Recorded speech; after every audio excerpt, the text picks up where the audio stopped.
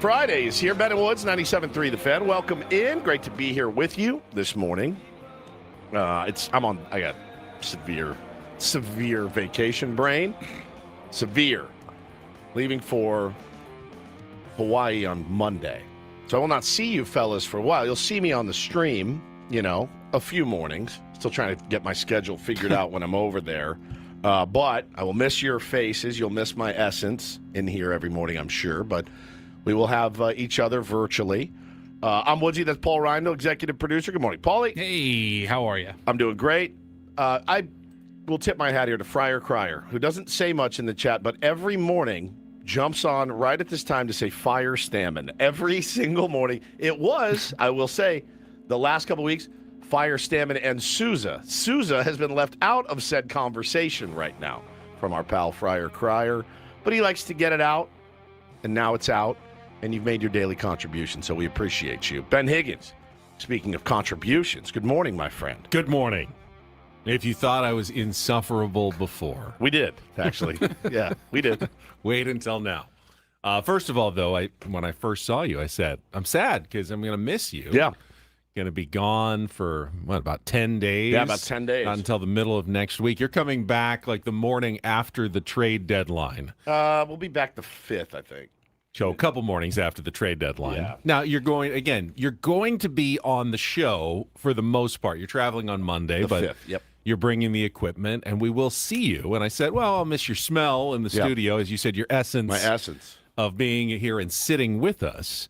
But as I started thinking about it, even having you on the stream with us for 4 hours is still probably more than I interact with most people in an entire week. Sure. So I guess I shouldn't be that sad. You're not really exiting my life in any meaningful way while you're on vacation. And hopefully the tier ones feel the same way, that you're still going to be a major part of their life, even though you're going to be doing so from tropical Hawaii. Yes, I have not looked at the weather yet. Don't really care. If it's pouring rain, don't care. Hurricane on the way. Oh, is there? Yeah. Is there? Mm-hmm. For real? Yeah.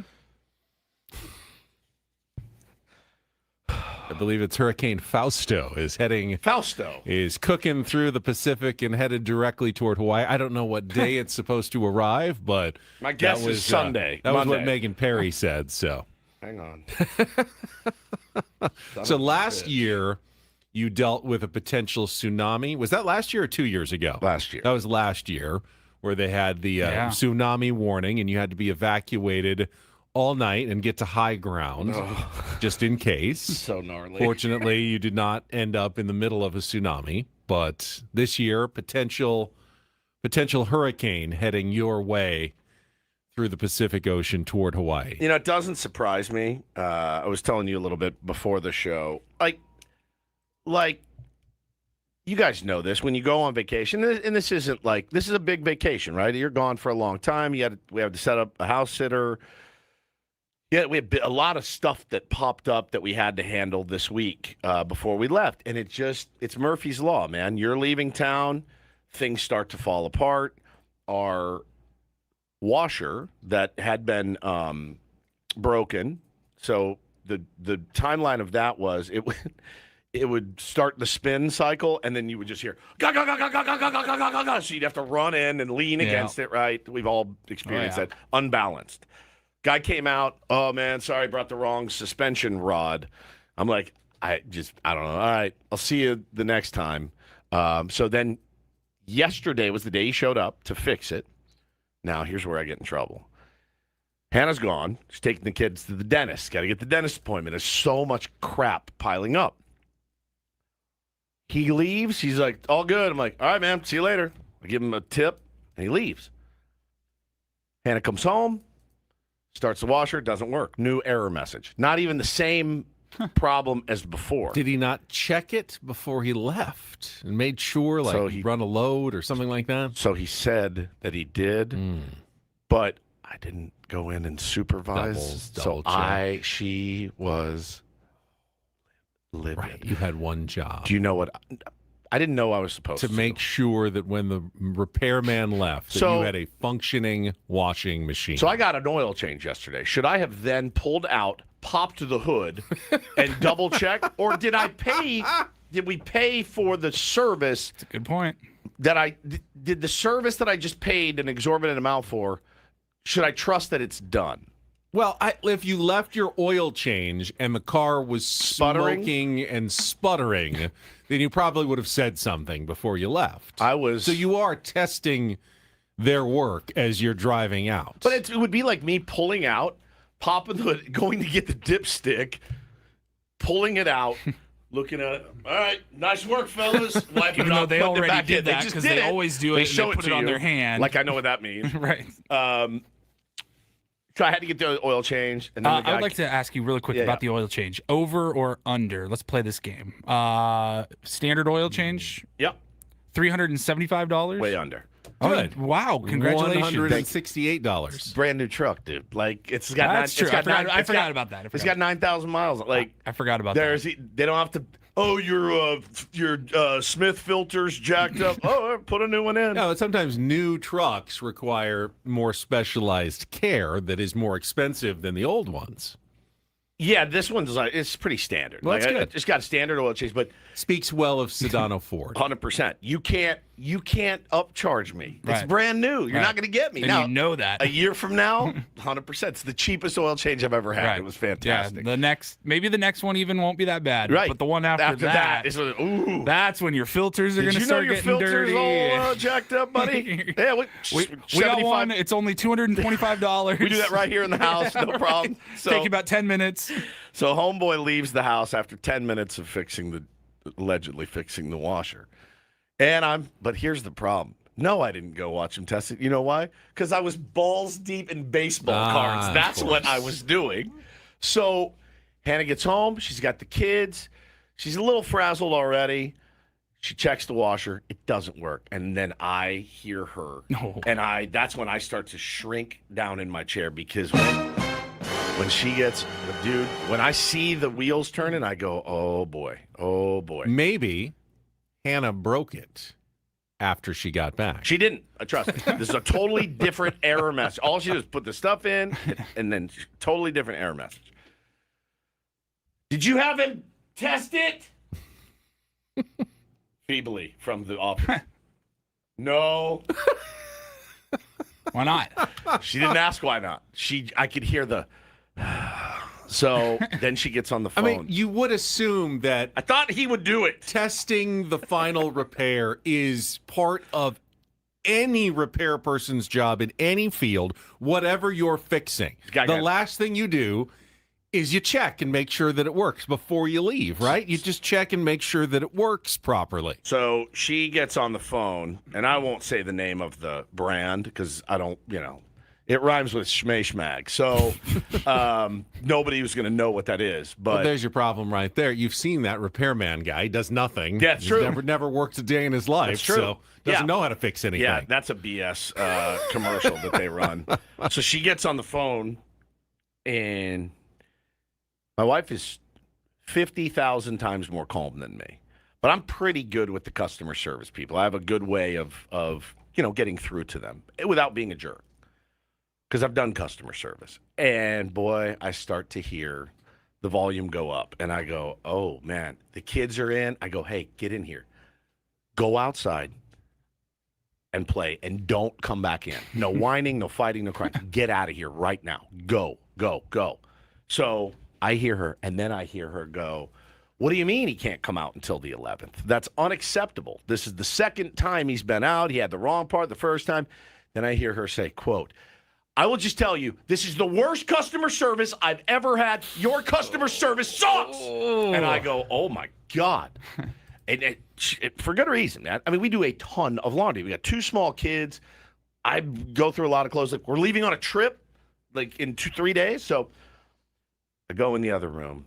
She's furious, man. Furious. Oh, by the way, then the termite guy stopped by. He goes, $8,000. Got an $8,000 bill for you guys. Did they already serve it? So this was the estimate they were giving you? The estimate, $8,000. Right. He almost got Goodfellas in a cornfield. Like, after that. Like, hey, buddy, I can whip up. Are they hand eliminating each termite one by one? Yeah, he takes a little pin and he sticks it right into their heart. Like a vampire. Like a little vampire. Boop, boop, boop. Yeah, they do one by one. $8,000. And I looked at her, I go, oh no. And I could see her levitating with anger, like levitating. So I said, hey, please don't. This is always a mistake. I love you. I'm sorry that this is happening. We do need to decide on something to feed the children right now, okay? It's like 6 o'clock. Let's feed the children. She goes, get whatever you want. I'm not. And I go, you're going to let this ruin our whole night. And she's like, I'm stressed. And I go, listen, can I help? She goes, yeah, fix the washing machine. And I go, all right, hang on. So I call my beloved Alex from B&B Appliance. Shout out to B&B B&B Appliance. Why? Simply the best. Alex is the one that saved my life at Fantasy Camp. So here I am. Heimlich maneuver. The Heimlich maneuver. So here I am, 6 o'clock on a Thursday night, calling Alex at B&B. What's up, Woodsy? Look, what are you up to?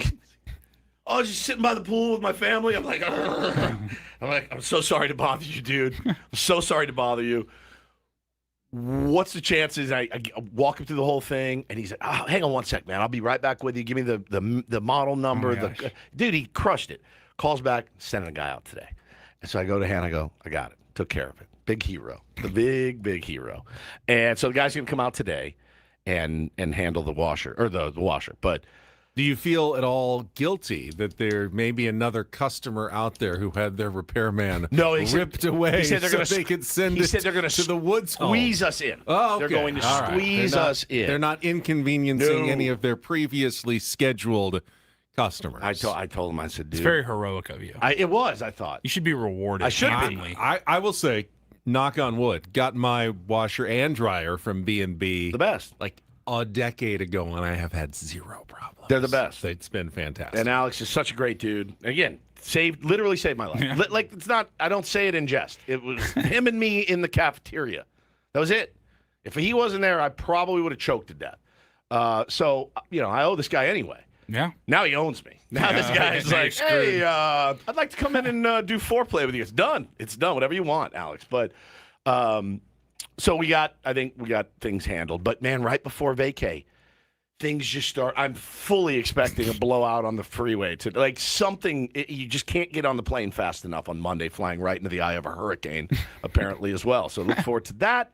Never a dull moment in the Woods household, but never a dull moment with the Ben and Woods program. We have a very special announcement this morning, do we not? We do. Last night, I told you I was going to the San Diego's Best Union Tribune Readers Poll Awards. Drum roll, please. Went to the Town and Country in Mission Valley, which, remember, we were giving away the staycation last month. Yep. Place was popping. I mean, I guess with Comic-Con in town. Oh, yeah. Everybody, the pool, the water slide, the restaurants, everything was packed. We're over at the convention kind of ballroom area, and we sit down for the program, have our convention dinner, and then they go into the awards. It was a duo of kind of a braised peanut butter and jelly, a braised beef, like a short rib, and then a chicken as well. So you had both of them with mashed potatoes. Oh yeah, good. The broccolini was a little undercooked, but the beef was quite good, I thought, and the chicken was. Save not so dry. By the way, Paulie. Oh, I will. Not bad at all. The beef was quite good. Quite good. Everyone was happy with the meal. They waited until we were being served dessert to get to the awards. What was dessert? It was like this cream pie? Chocolate disc thing. I don't know. A disc of chocolate. Yeah, it was kind of maybe like a souffle at the bottom, and then might have it wasn't. It was heavier than a souffle. It wasn't quite a lava cake because it was cold. It was chocolate disc. A chocolate disc. That sounds amazing. It was a wafer, a chocolate wafer. It tasted like chocolate. It was fine. I ate about half of it and moved on to the awards. Our competition was actually hosting the awards program. Frankie Bizzle and Gina the Latina. And that is a thankless job. I wanted to give them both credit for standing up there in front of a very distracted, loud room that isn't paying that much attention to them. No.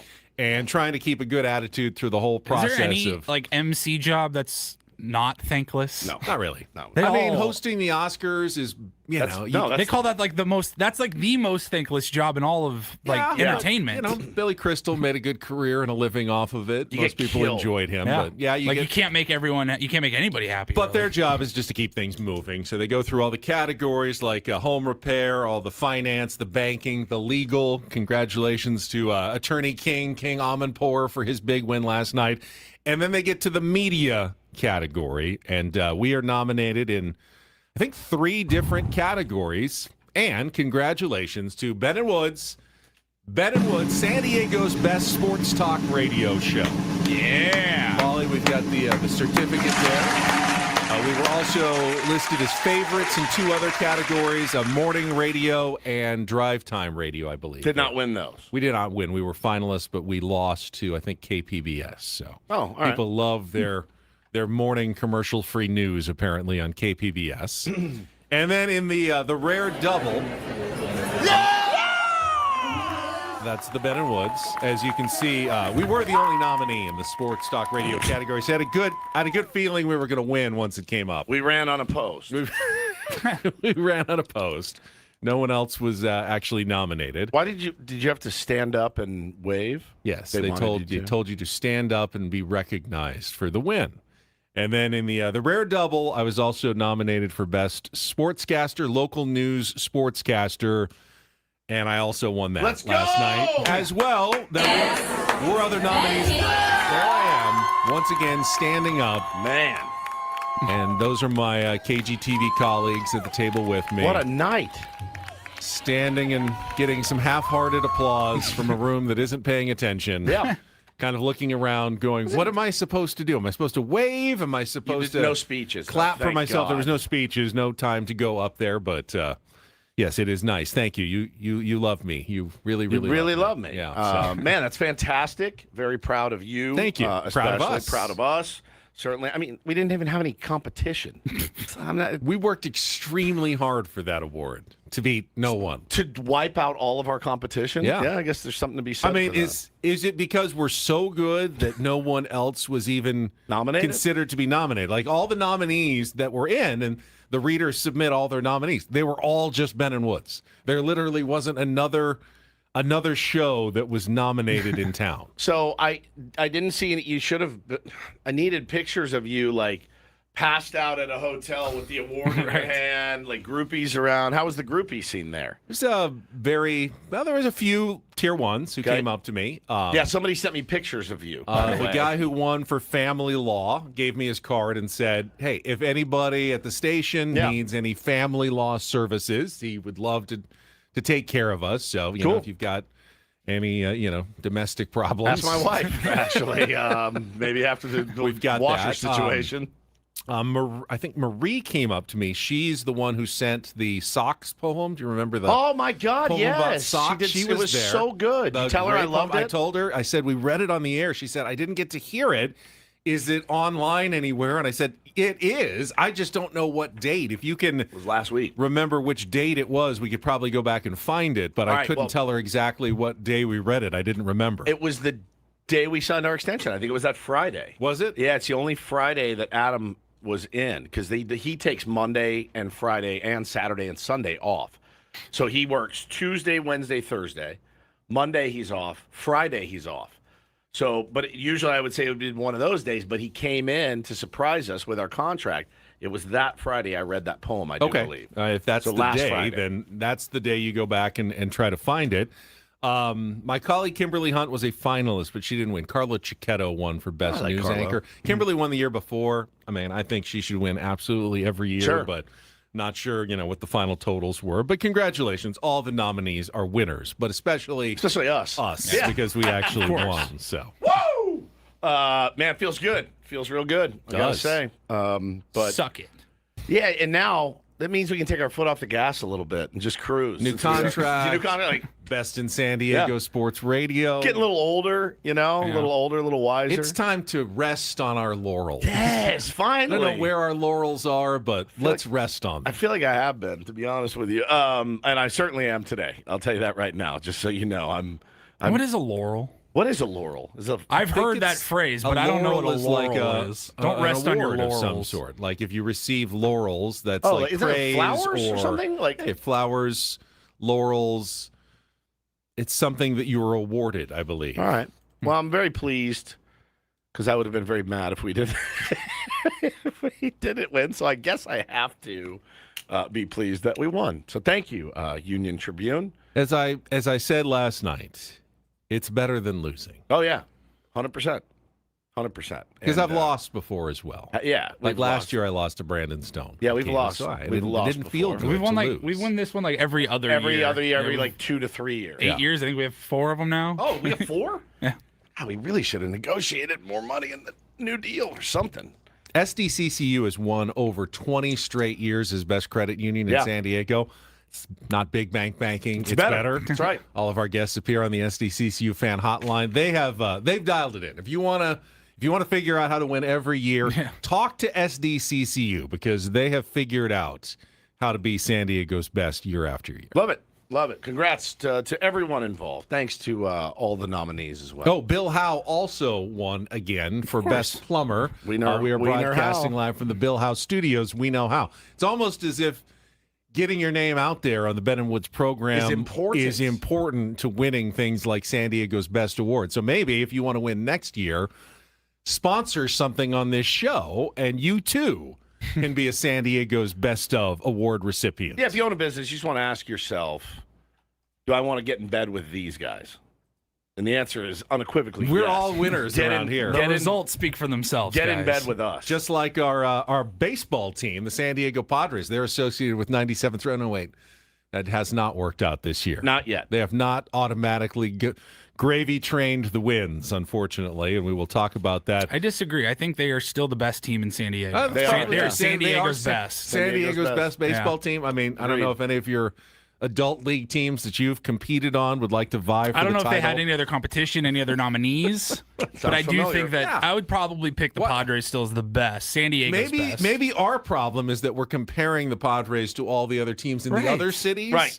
where we really should be just appreciating that they are San Diego's best Don't we? Major League Baseball team once again for the 57th consecutive year.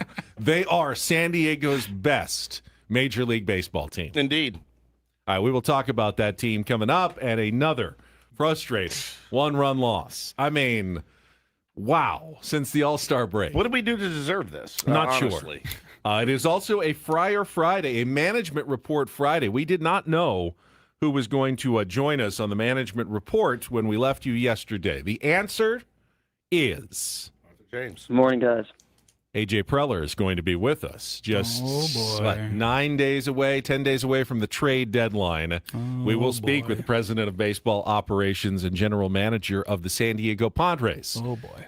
Hold his feet to the fire, or at least try to get an idea of where his brain stands at this point as we approach what is probably going to be a selling trade deadline unless something dramatic changes over the next few days. But we will talk about it all coming up with Ben and Woods. Set the menu for the rest of the program as well on San Diego's #1 sports station and San Diego's favorite sports radio show, Ben and Woods on 97.3 The Fan. Well, while we're talking about people in bed with Ben and Woods, let's talk about insurance. Very sexy topic right at 6:24 in the morning. But listen, very, very important if your company has more than 25 employees, whether you're the owner, the CFO, the HR manager. It can be pretty complex to just buy a policy online. Also, you may kind of get left in the dark after a while. You know, hard to get information after you've already purchased the policy. That's why we're talking about SuperSure. They are the super agency built for you. They're licensed in every state, so no matter where you're listening from, for your business insurance and employee benefits, all with year-round support for you and your team. At supersure.com, you can access their tools like the fine print facts, translate your current policy into plain English so you can see what's covered and what's not. Plus, the business value calculator so you can estimate what your business is worth and you know what actually needs protecting. Go to supersure.com, one super agency, one powerful platform. All your policies in one place. Go to supersure.com. That's supersure.com, paid for by SuperSure Insurance Agency, LLC, a licensed insurance agency.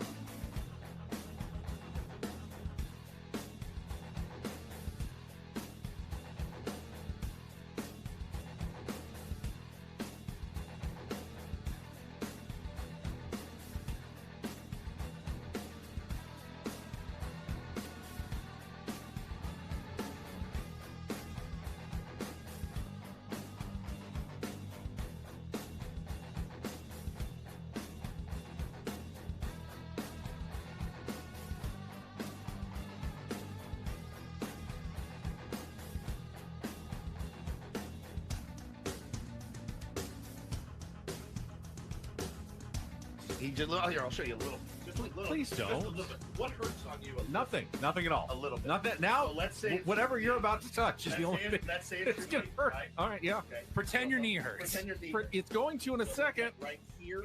Oh, that is not pleasant. Hey, player, this is all yours. This room with this view. This speakeasy with this cocktail. Hey, could you make that too? The spa with this. Ah. And this pool on this roof. This is all for you. The all-new Hamul Casino Resort, now open.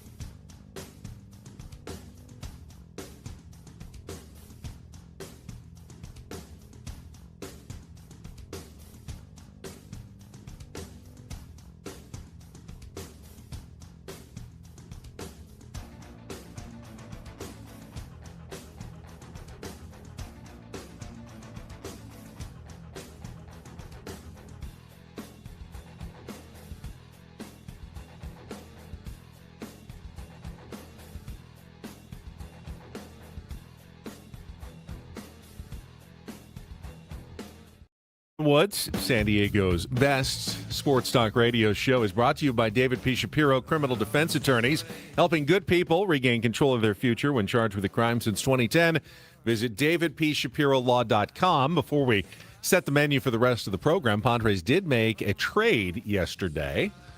If anyone saw, they have sent pitcher Ron Marinaccio to the Pirates for international draft pool consideration. So bumping up their bonus pool to sign international 16-year-olds in exchange for Ron Marinaccio, who had been DFA'd a few days ago. So the Padres were eager to find him a new home. Otherwise, he could have just gone anywhere else. It does tell you that there was enough interest in Ron Marinaccio that the Pirates had to move ahead of the line. You could have just waited and claimed him off waivers, but I guess they felt like they wouldn't have gotten him, so they decided to up the ante by at least giving the Padres something in return that A.J. Preller presumably can use, which is extra international draft money. Yeah, so they somebody tweeted, oh, you guys wanted Mason Miller, but you don't have Mason Miller money, so you got Ron Marinaccio. There's a Pirates blogger that has been, like, unloading on the Padres over the last week or so, and he's very, very misinformed, but he was talking about, Mason Miller potentially, and it's not that they can't afford Mason Miller. Mason Miller's not expensive. They have the prospect capital. What they won't do is trade. Their farm system it makes you salivate. salivate. Murph Gray, Seth Hernandez. They got guys that would. Why is he unloading on the Padres and not his own team? If he wants them to go all in that's and what get Mason Miller, yes. my guess is that they can put together a pretty attractive offer. His bit was, well, look at this. Look what happened to San Diego. They went all in. And they traded their prospects, and nothing really worked. And now they're in financial trouble. And it's like, bro, we just sold for $4.9 billion. 3.9. 3.9. Sorry, why do I always say 4.9? $3.9 billion. I'd say that's a pretty healthy franchise. Like, he's mad at Bob Nutting, but he's taking it out on us. But man, I'm telling you, I covet about 5 guys in their minor leagues, but yeah, you're gonna have to spend money if you're Bob Nutting. This is the year to do it with the Pirates. They're young pitching. They got really good offense. They got another prospect. That's an interesting question. Is this the year to do it for them? The Pirates aren't in that big of a different position than the San Diego Padres right now. Couple games better than the Padres, but still trailing the Diamondbacks for the last wild card spot. Yeah, they're still behind in the wild card. As we talked last week, I believe, or even this week with Eno, chasing the number 6 seed is problematic for any team. Because not every team, though. Not if you're the Pittsburgh Pirates. I if agree. you're the Pittsburgh Pirates, you owe it to those fans. You owe it to Paul Skeens. You owe it to I see what you're saying, but if you feel like chasing 6 this year makes you worse next year, then is that worth it? If next year's the year where we could win the division, But there may not be a next year. Well, there may not be a next year. That's another part of it. That's the other part of it. So if not now, when? If you're the Pittsburgh Pirates, compromising your future to go for it when going for it means a chance at a road 3-game wild card series, but not for that you can Pirates easily lose. Think if you had said that. When we started in 2018? When did the Padres make the playoffs? They made it in 2022, 24, and 25. Remember 18 and 19? Like we would have killed to have a 3-game series on the road. We would have killed. Yeah. But it doesn't necessarily mean that it's the smartest course of action to go in for a coin flip at best in a 3-game series. To rebut that a little bit, when have the Pirates ever? Do they seem like a smart organization now? Like, have they seemed like a smart organization the last couple of years? No. I think if you're in their fan base, you're like, dude, this is the best we've been. We are 3 games above 500 in late July. Like, yeah. We have capital. We have now. Again, you don't want to sacrifice your entire future, but you've got to add pieces if you're Pittsburgh. You just do. And you're right. I mean, we're 3 games separate these 2 teams, but they feel worlds apart. Because why? They've got boom, boom, boom, boom, boom starting. We've got Griffin Canning and Matt Waldron in the same game, by the way, which I tweeted and I meant it. That was cruel and unusual punishment. I never want to see those guys. Don't threaten me. I never want to see them pitch again. Never. Never. They're ineffective. The experiment with Matt Waldron is over. The Griffin Canning experiment should have been over long ago. BP, he is throwing middle, low velo, no movement, flat, straight as a string, and guys are teeing off on that dude. There is nothing about that guy that says he belongs on this team. Never want to see those guys again. I'm so tired of seeing Matt Waldron's face I could scream. I mean, I was livid yesterday. Both of those guys in the same game, just coughing it up. I'm sick. We deserve better. Well, we will be talking about it. Our Padres Wrap-Up is just moments away. And then in our 7 o'clock hour, we will have DDT, and we will be joined by Darren Smith at 7:35. Talk some Padres, host of the Friar Territory podcast. Also, talk soccer, get his final thoughts on the World Cup that wrapped up earlier this week, and SDFC's disappointing return with the 1-0 loss to Colorado. And, of course, they're back home tomorrow night against FC Dallas. Darren will be calling that game, so we'll have Darren joining us at 7:35, and then right into 8 o'clock in our management report with A.J. Preller. And I do want to get his thoughts. Not necessarily, he's not going to say what he's going to do at the trade deadline. Don't expect some laying out of the plan by A.J. Preller. As soon as I hang up with you guys, I got a call with the so-and-so. But I want to know, like, all right, people say that chasing the 6th seed is not necessarily a great thing to do. You were the 6th seed last year. ended up losing in the first round of the playoffs. Is that worth investing anything to try to win a 6th seed when it is so dicey to even move on? Not just for him, but what he would think if the Pirates are in that situation as well. But I think as a Padre fan, right? We're all Padres fans, so you guys listening out there, all Padres fans, some Dodger fans, but you want to hear us in pain, and I get it. I would do the exact same. I would absolutely be tuning in every day if you guys were having a season like we are. So I fully understand. What will be your reaction? Can you say, I want the Padres to make the playoffs, right? Of course. I think we all want the Padres to make the playoffs. Does AJ and his staff, if they make the playoffs, sit back, raise champagne, and be like, hey, job well done? There's a lot of teams make the playoffs. It's not a nothing accomplishment to make the playoffs. It's not a nothing accomplishment. Even though you probably don't have the guns to get there, do we all want them to make the playoffs? I think.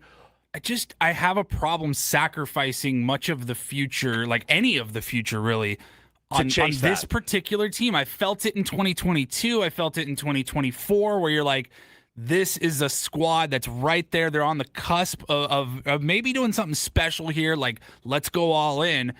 I would love to be proven wrong, and guys like Griffin Canning and Germán Marquez and these guys figure it out in the second half, and they go on a run and they push for a 6th seed. I would love that, but they're at a 7% chance according to Fangraphs. I just don't think that that's anywhere close to a number where you're like, all right, we got 7% chance. Let's go all in. Let's trade Salas. Let's just dump the farm system again. It's 7 games out of the break. So 2-5. Let's go with that math. If Fangraphs is right, if you got a 7% chance, it's a terrible chance, but that's just of getting in, in which you at best have a 50% chance then of getting through the wild card series. So that means you've got about a 3.5% chance. You say that, but getting it's to not the necessarily 50-50. Like, you're on the road. Yeah, but you're playing a better team. Okay, so 40%. So you maybe have a 2.5% chance of getting to the division series at this point. Right.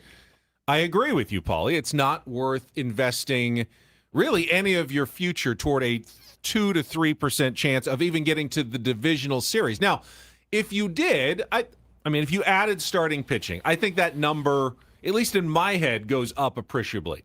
If this team had decent starting pitching, they're probably a playoff team. But doesn't work, though. It's just if we were in the American League, if we had decent you can potentially go out and trade for starting pitching. But not without mortgaging that future. Well, that's the problem. If you had decent starting pitching, this is not a 7% playoff team. This is probably a decent, 12. solid. No, I mean, I just think if you had it 3 or 4 months ago, I think it's like a 70 or 80% playoff Listen, team. everybody in this room knew exactly what was going to happen. We said it over and over and over. It's not a victory lap. It was just obvious. The pitching carried this team early to scratch out wins. The offense was putrid. The offense now in the last month is white hot. Great, scoring 6 runs. What did we say all year? This team scores 4 runs, we win a game. Not now. Right. We're looking 9-10 runs to even have a chance to win a game. And so we all knew that the scales would tip. And they've tipped. And, you didn't address it. You don't have anything coming up. We knew the offense was better than it was showing. 100%. It was. Right. It's gotten. We knew the pitching wasn't as good. Was not as good, but especially without Joe Musgrove and Nick Pivetta. And we're not talking about a roster where you're like, you can easily identify 1, maybe 2, maybe even 3 areas that on the roster that need to be addressed. We've had that in the past. Like, man, if we can just go out and get a bat, first baseman, right? A first base bat and a pitcher, we are set. This team, there's like 9 different spots. You're like, all right, if we can just get 4 starting pitchers and a couple of bats at the deadline, this team could go on a run. And you're going to need pieces in the bullpen as well. Yeah, the bullpen there's so much that's needed. All these other teams that are contenders, the Padres have been in that position in the past, recently in the past seasons, where you're like, we're so close, we're right there, let's go for it. I have never felt it this season with this team. The dilemma is if you could snap your fingers and make the team healthy again with Nick and Joe and Jason Adam and Jeremiah Estrada and Ramon Laureano, I think it's a pretty decent team. I really do. I think they're a solid, not just playoff contender, but they can make a run. We'll never know. and it's too late, and they're not going to all be healthy. I mean, it would be a miracle if one of those two guys came back in the starting rotation and was effective.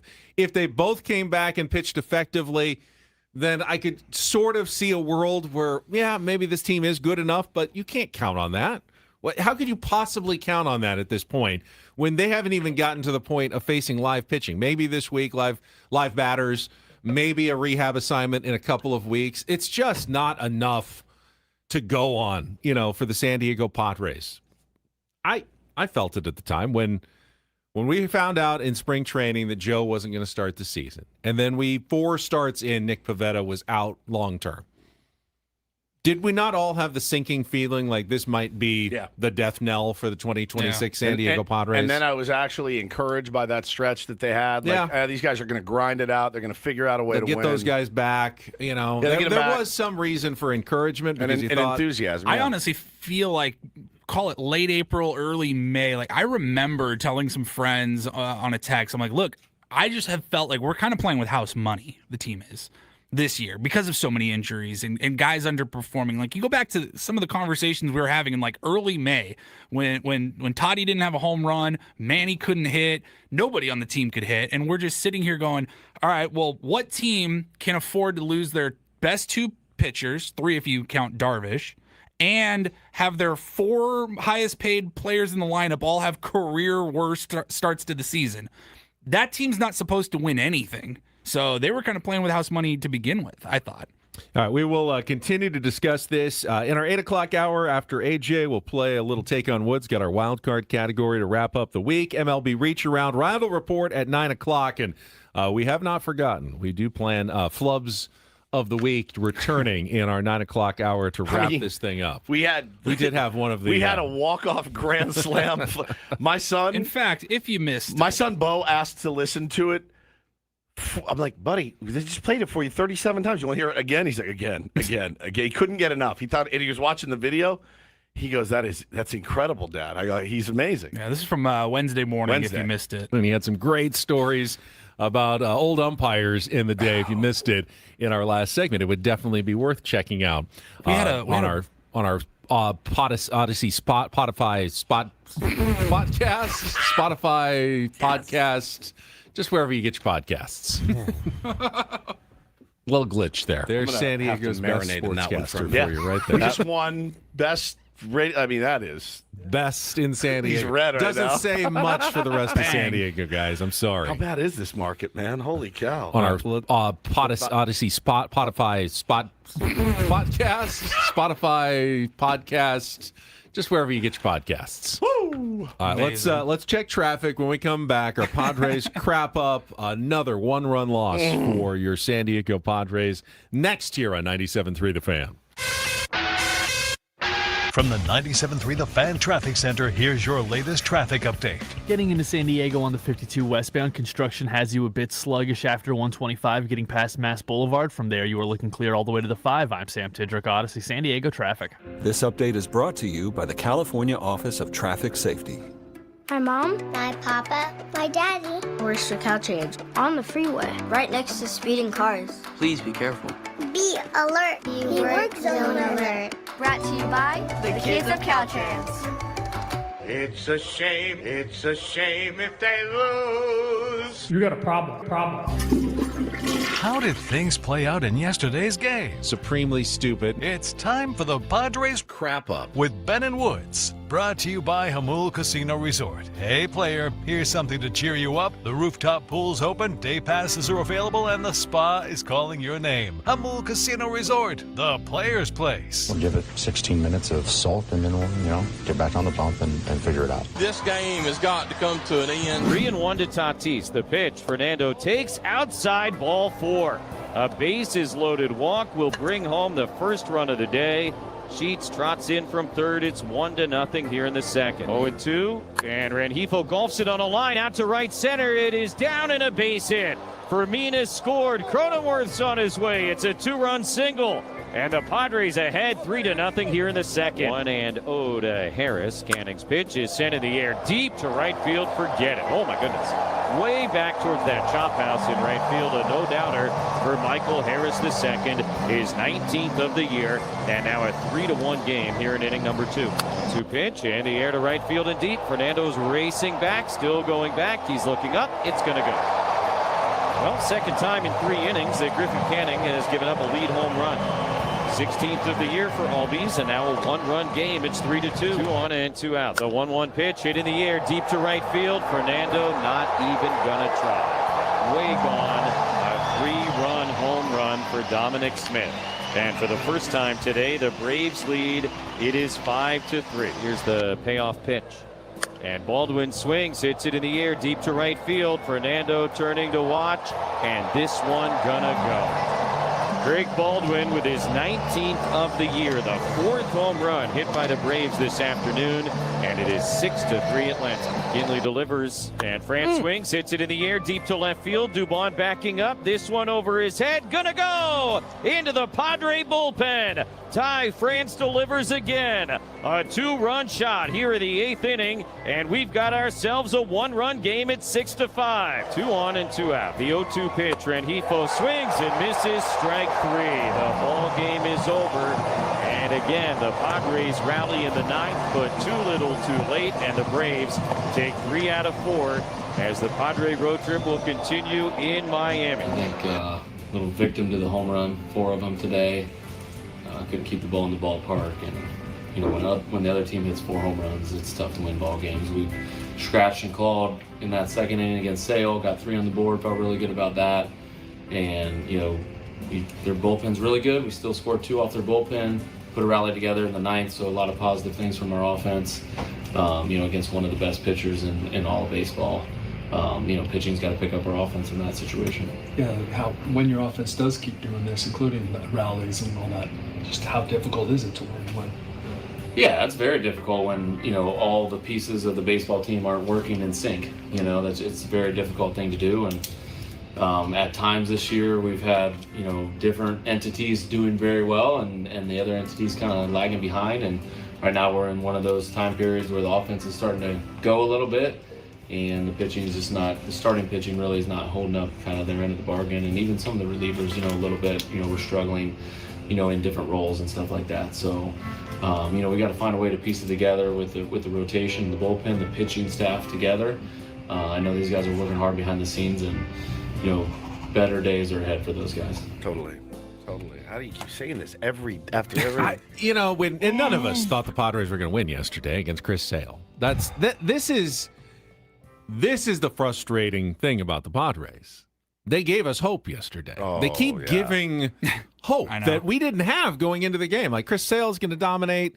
We've got nothing on the mound. This is a game we're going to lose 9-1. And then they jump out to a 3-0 lead. And you still are worried, but you go like, well, 3-0's not something. You got a lead against Chris Sale.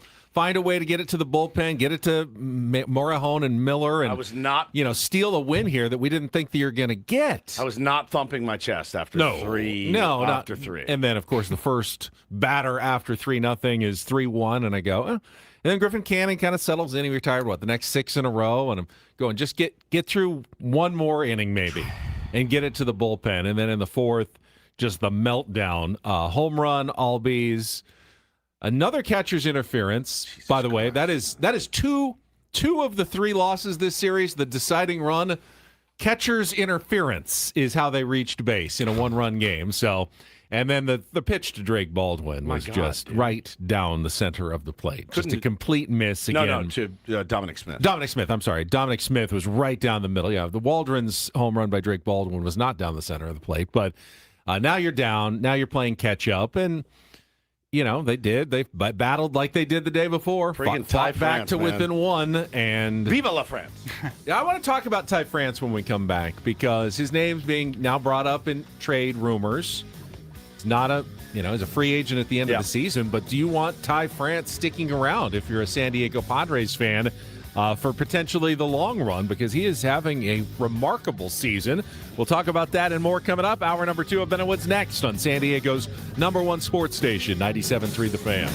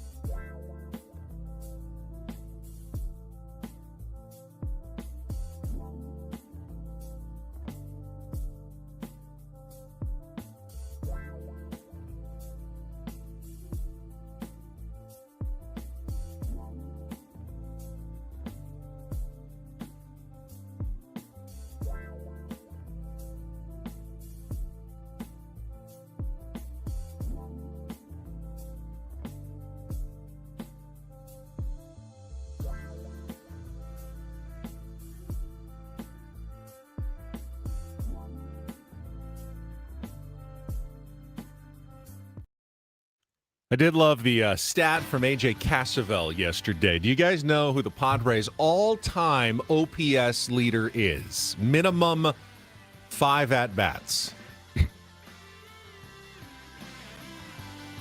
5? Yeah. Christian Villanueva. Luis Rengifo is the Padres' all-time OPS leader. What a pickup. Minimum 5 at-bats. In fact, he came through with 2 more hits yesterday, 2 RBI, and he is now at a almost 1,000 OPS. In fact, just over 1,000 OPS for his brief career with the San Diego Padres. Craig Stammen quickly getting up to the second spot in the lineup and taking advantage of it. However, he did strike out to end the game with 2 runners on. The tying and go-ahead runs on at the end of the game after the Padres got a Jake Cronenworth and Fernando Tatis Jr. single off Raisel Iglesias in the top of the 9th inning.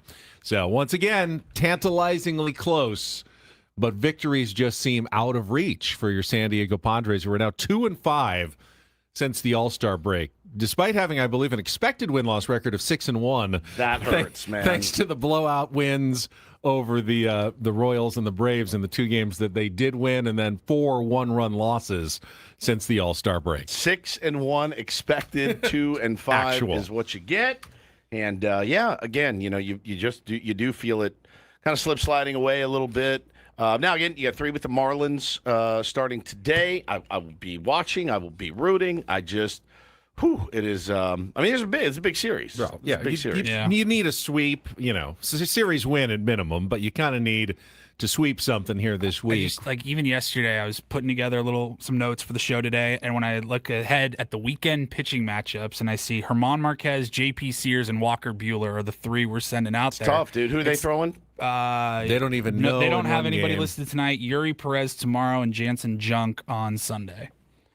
Beatable, sure, but as far as confidence in your own guys, that is what the Padres are missing. Like young guys who have come up and done a really nice job for the Marlins, but other teams have young pitching as well, and the Padres just have not kept enough of it, developed enough of it to help them on the big league level, which has led them to have to rely on veteran retreads in the back of their rotation and now and really in the front of their rotation this season. You said in our first hour, you do not want to see Griffin Canning again. Never again. 1-9 now.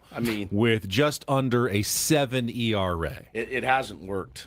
It just hasn't worked. Obviously, the proof is in the pudding. He's lacking.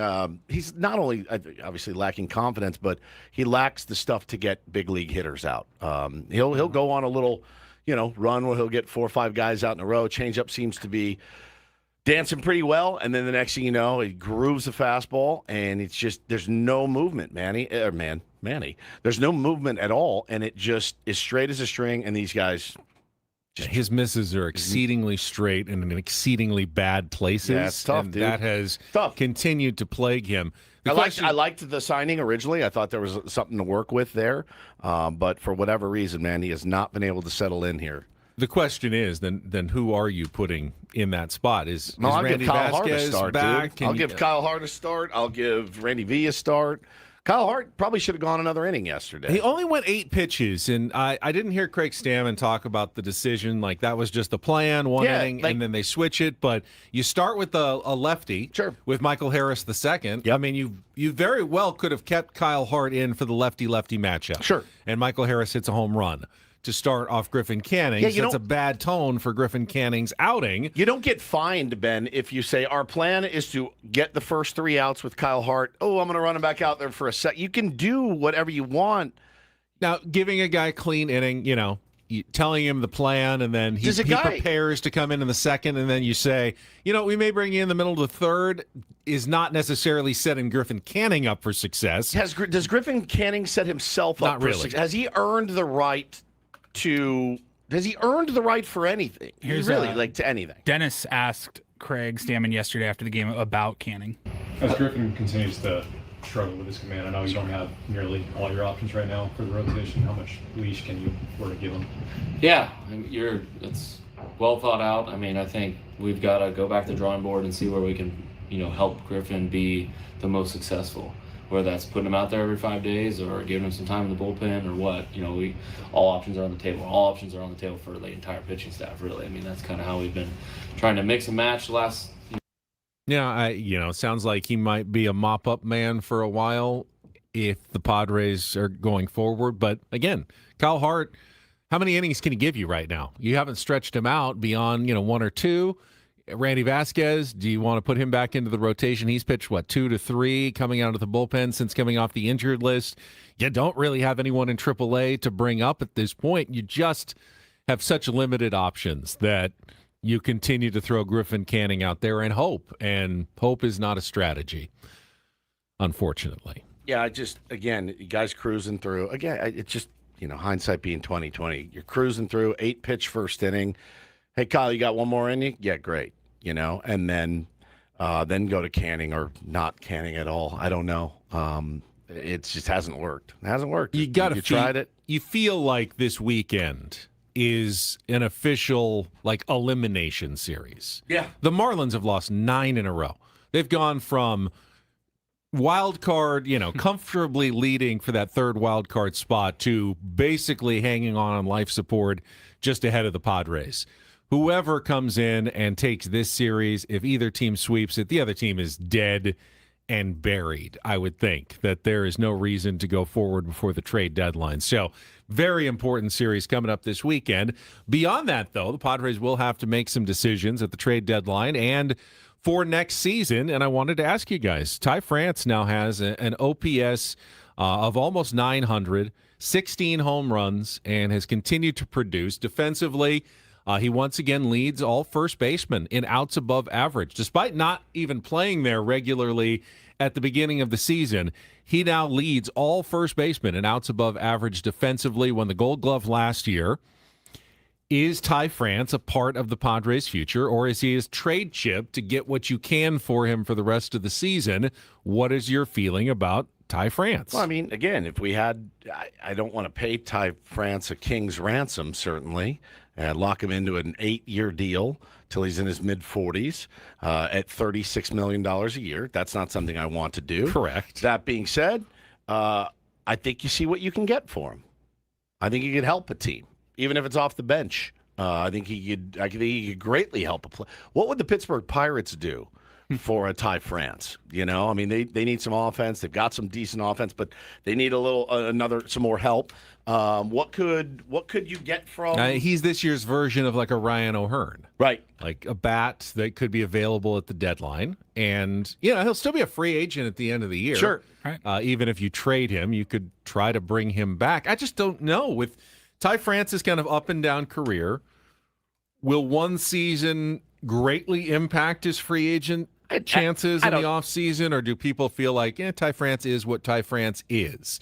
We did hear from, I think it was Eno, that Ty France manipulates those outs above average and defensive metrics a little bit. Smart. Like he's very smart about it, but his positioning gives him an advantage. Manny's also tied for lead at third baseman in outs above average this season. So defensively on the corners, the Padres have been quite good this season. Is that someone you just want to keep on the roster long term?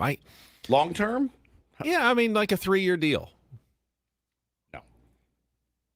Definitely a 1-year deal. I sell high for once in your life. For once in your life, sell high. Once. Just one time. Sell high.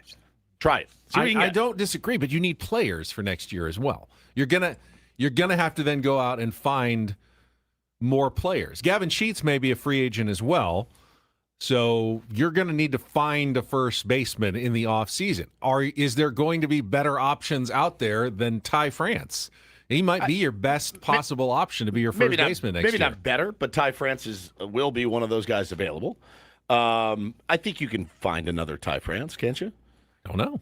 I mean, you can't find a 900 OPS guy. It's true. Now, I think the fear is you go and sign him to a 2 or 3 year deal, he goes back to being a 680 OPS guy, or you don't sign him and then he signs somewhere else and he's an all-star next year. That's always the dilemma. Like you pay for him and you don't get what you pay for, or you don't pay.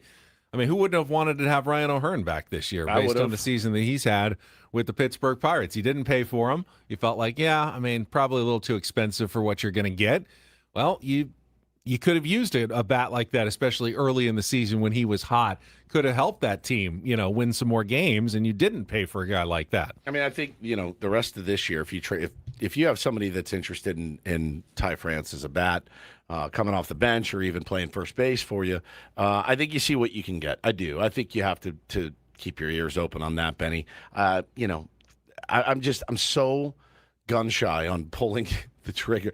A 3-year deal for any player seems too long for me right now with the San Diego Padres. Like, committing to that long gives me shortness of breath. But, if you go to the offseason, then you're competing with other teams that may need first baseman as well. That's why you have to give out 3-year deals, because there's another team out there that's willing to give a 3-year deal. So unless you match that, then you're not getting the player.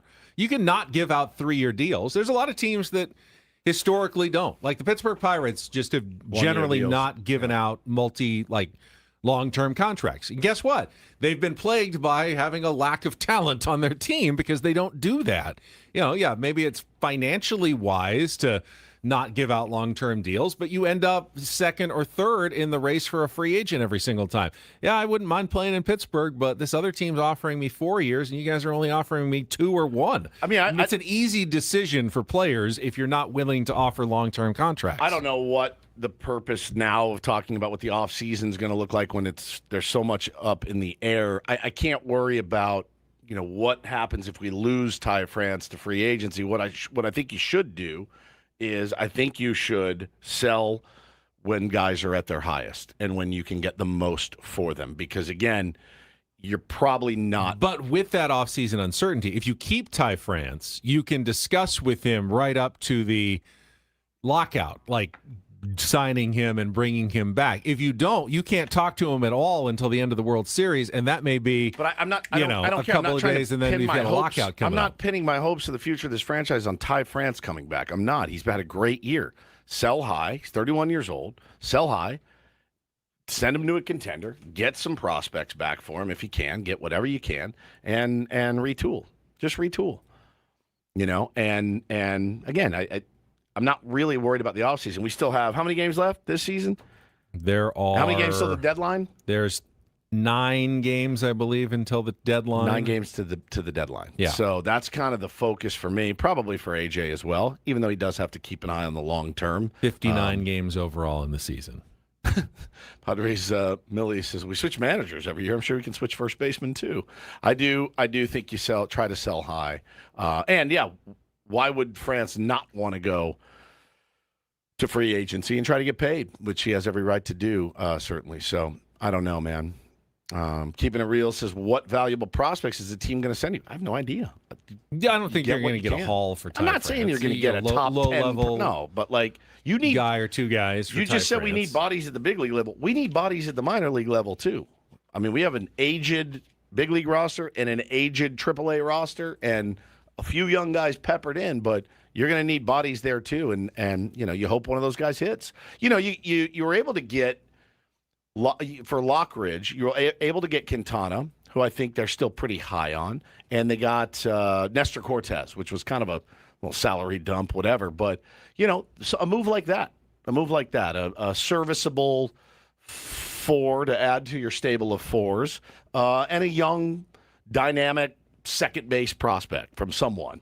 For somebody that wants to get somebody with a 900 OPS for the stretch run. Well, this is truly, and we will talk to AJ like Brandon Preller. Lockridge got you Quintana and Nestor Cortez. Brandon Lockridge. I think that was probably a fairly easy deal for AJ Preller to agree to last year. For sure. And we will talk to him at the top of the hour. But I do feel like this deadline, you're approaching every player with an open mind. I don't think you have to sell Ty France. If no one's offering you what you want, then keep them and, maybe consider what happens to the future. If someone offers you something good for a player, any player, really, Jay Cronenworth, anybody. Take it. I think you think about taking it. But I don't think you're also going, we have to sell these guys because we're completely out of it and we might as well get what we can because there's no chance they're coming back. I think there is a chance Ty France will come back next year and be part of the San Diego Padres, and I think that chance is higher if you don't trade him. I think it's lower if he goes somewhere else. maybe helps a team win a World Series, he may never come to the free agent market. He may sign somewhere else. You keep him, you have a better chance of keeping him. If someone offers you something good for him, then yeah, absolutely. Take it. Same for Adrian Morejon. Same for some of the other pieces that are approaching free agency. So your tune has changed to sell. My tune has always been you have to listen. Okay, for sure. That's a couple. But you don't have to sell if you're not getting a good offer. Because we were screaming at each other. It didn't sound like you were saying that. It sounded like you were saying on Monday. Monday we could turn it around. Yeah, and then they lost 3 or 4. Right. That changes They the lost math. 3 or 4 heading into Monday. That changes the math. But they were 2.5 games out on Monday. Now they're 4 games out. Changes the math. Okay, so that's the line. You have to. Oh, the number. What's the number? Well, it's incredibly important. I'm literally just turning around what you did to me. What's the number? 4? Is it 5? I feel like it's somewhere between 2 and 4, really. It's kind of where you can realistically say. Like, we were yelling on Tuesday. We were yelling at each other. You're Monday, like, right? I just don't see why you would trade Adrian Morejon for nothing. And I'm going, who's saying trade him for nothing? It makes a difference to me that if in one series, you sweep one series, you're in a playoff spot, which you can be when you're 2 games out. I'm not ready to call it a quits. When you're 4 games out, you sweep a series, and you're still not in a playoff spot. You can't control anything at that point. We shouldn't talk about this until the deadline, to be honest. Like, we shouldn't even bring it up, buy or sell. AJ Preller's coming on. I don't even know, are you going to buy or sell? No, I mean, if the Padres won a bunch of games over the next week, then it would change the equation again. If they're back to within a game of a playoff spot, yeah, changes things a lot again. But can they do it? Who do they play after the Marlins? They got the Rockies and the Giants coming in at home. Yeah, I mean that's run. I mean this is your opportunity. A Marlins team that's lost 9 in a row. Yep. The Rockies and the Giants. If you can't make hay over the next 9 days, then you're not making hay the rest of the season. Yeah. This is absolutely it for the San Diego Padres. We have given that hard deadline. This series is going to really determine. Actually, this series is going to really. Now this series. And I would, if I had thought the Padres are going to go 2-5 coming out of the break, I would have thought there would be 7 or 8 games out at this point. True. The other teams have no chance whatsoever. Themselves. Thanks to other teams also struggling, you're still on the fringe of being, a playoff contender if you have another good week. So yeah, we have kicked the can down the line a little bit. We kicked the can down the line. We also said, essentially, man, this team's gonna hang around 500 in these next 8 games. Now, no, they're 2-5 out of the break is not. And I'm sure AJ Preller, who we'll have on this morning at 8:35, I'm sure this start to the second half has made him sick to his stomach. I'm sure it has. I'm sure he's livid about it. He won't say it, but I'm sure he is. David J. says, I'm about 8 minutes late. Ty France is a guy you 100% trade, and then you can think about him on a 1-year free agent deal this winter. Ben said he wanted 8 years, $36 million a year. No thanks.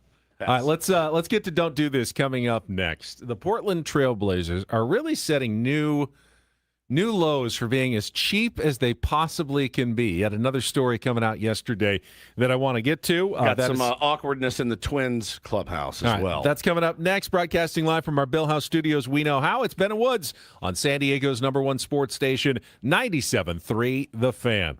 First, though, when your baseball team is in the hunt, every decision matters. Preparation shows up. Mistakes get magnified. That's the same mindset people need heading into retirement. Once you're close, there's less room for error. Market downturns, inflation, or poor timing can have a bigger impact on everything you've been getting ready for. That's why Trajan Wealth helps people prepare before it's crunch time. TRAJANwealth.com. Their fiduciary advisors help build income and retirement strategies designed to weather volatility so you're not reacting under pressure. They're local, independent, right here in San Diego with offices at Liberty Station, Carlsbad, and Escondido. If retirement is getting closer, hey, now's the time to be proactive. Start by calling 1-855-TRAJAN1. That's 1-855-TRAJAN1. Or just go online and check everything out at TRAJANwealth.com.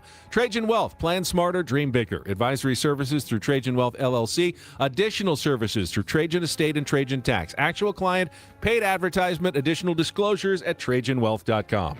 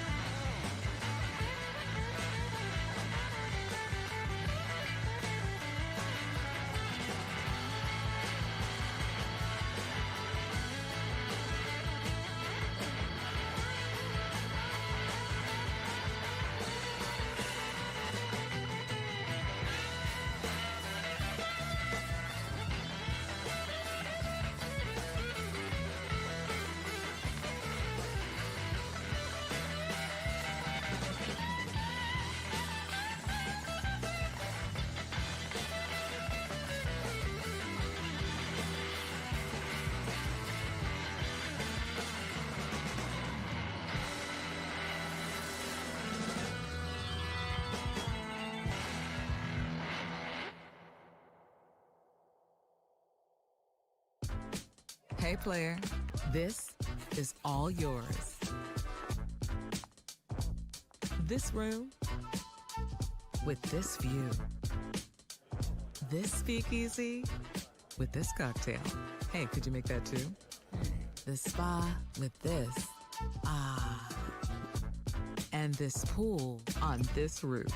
This is all for you. The all-new Hamul Casino Resort, now open.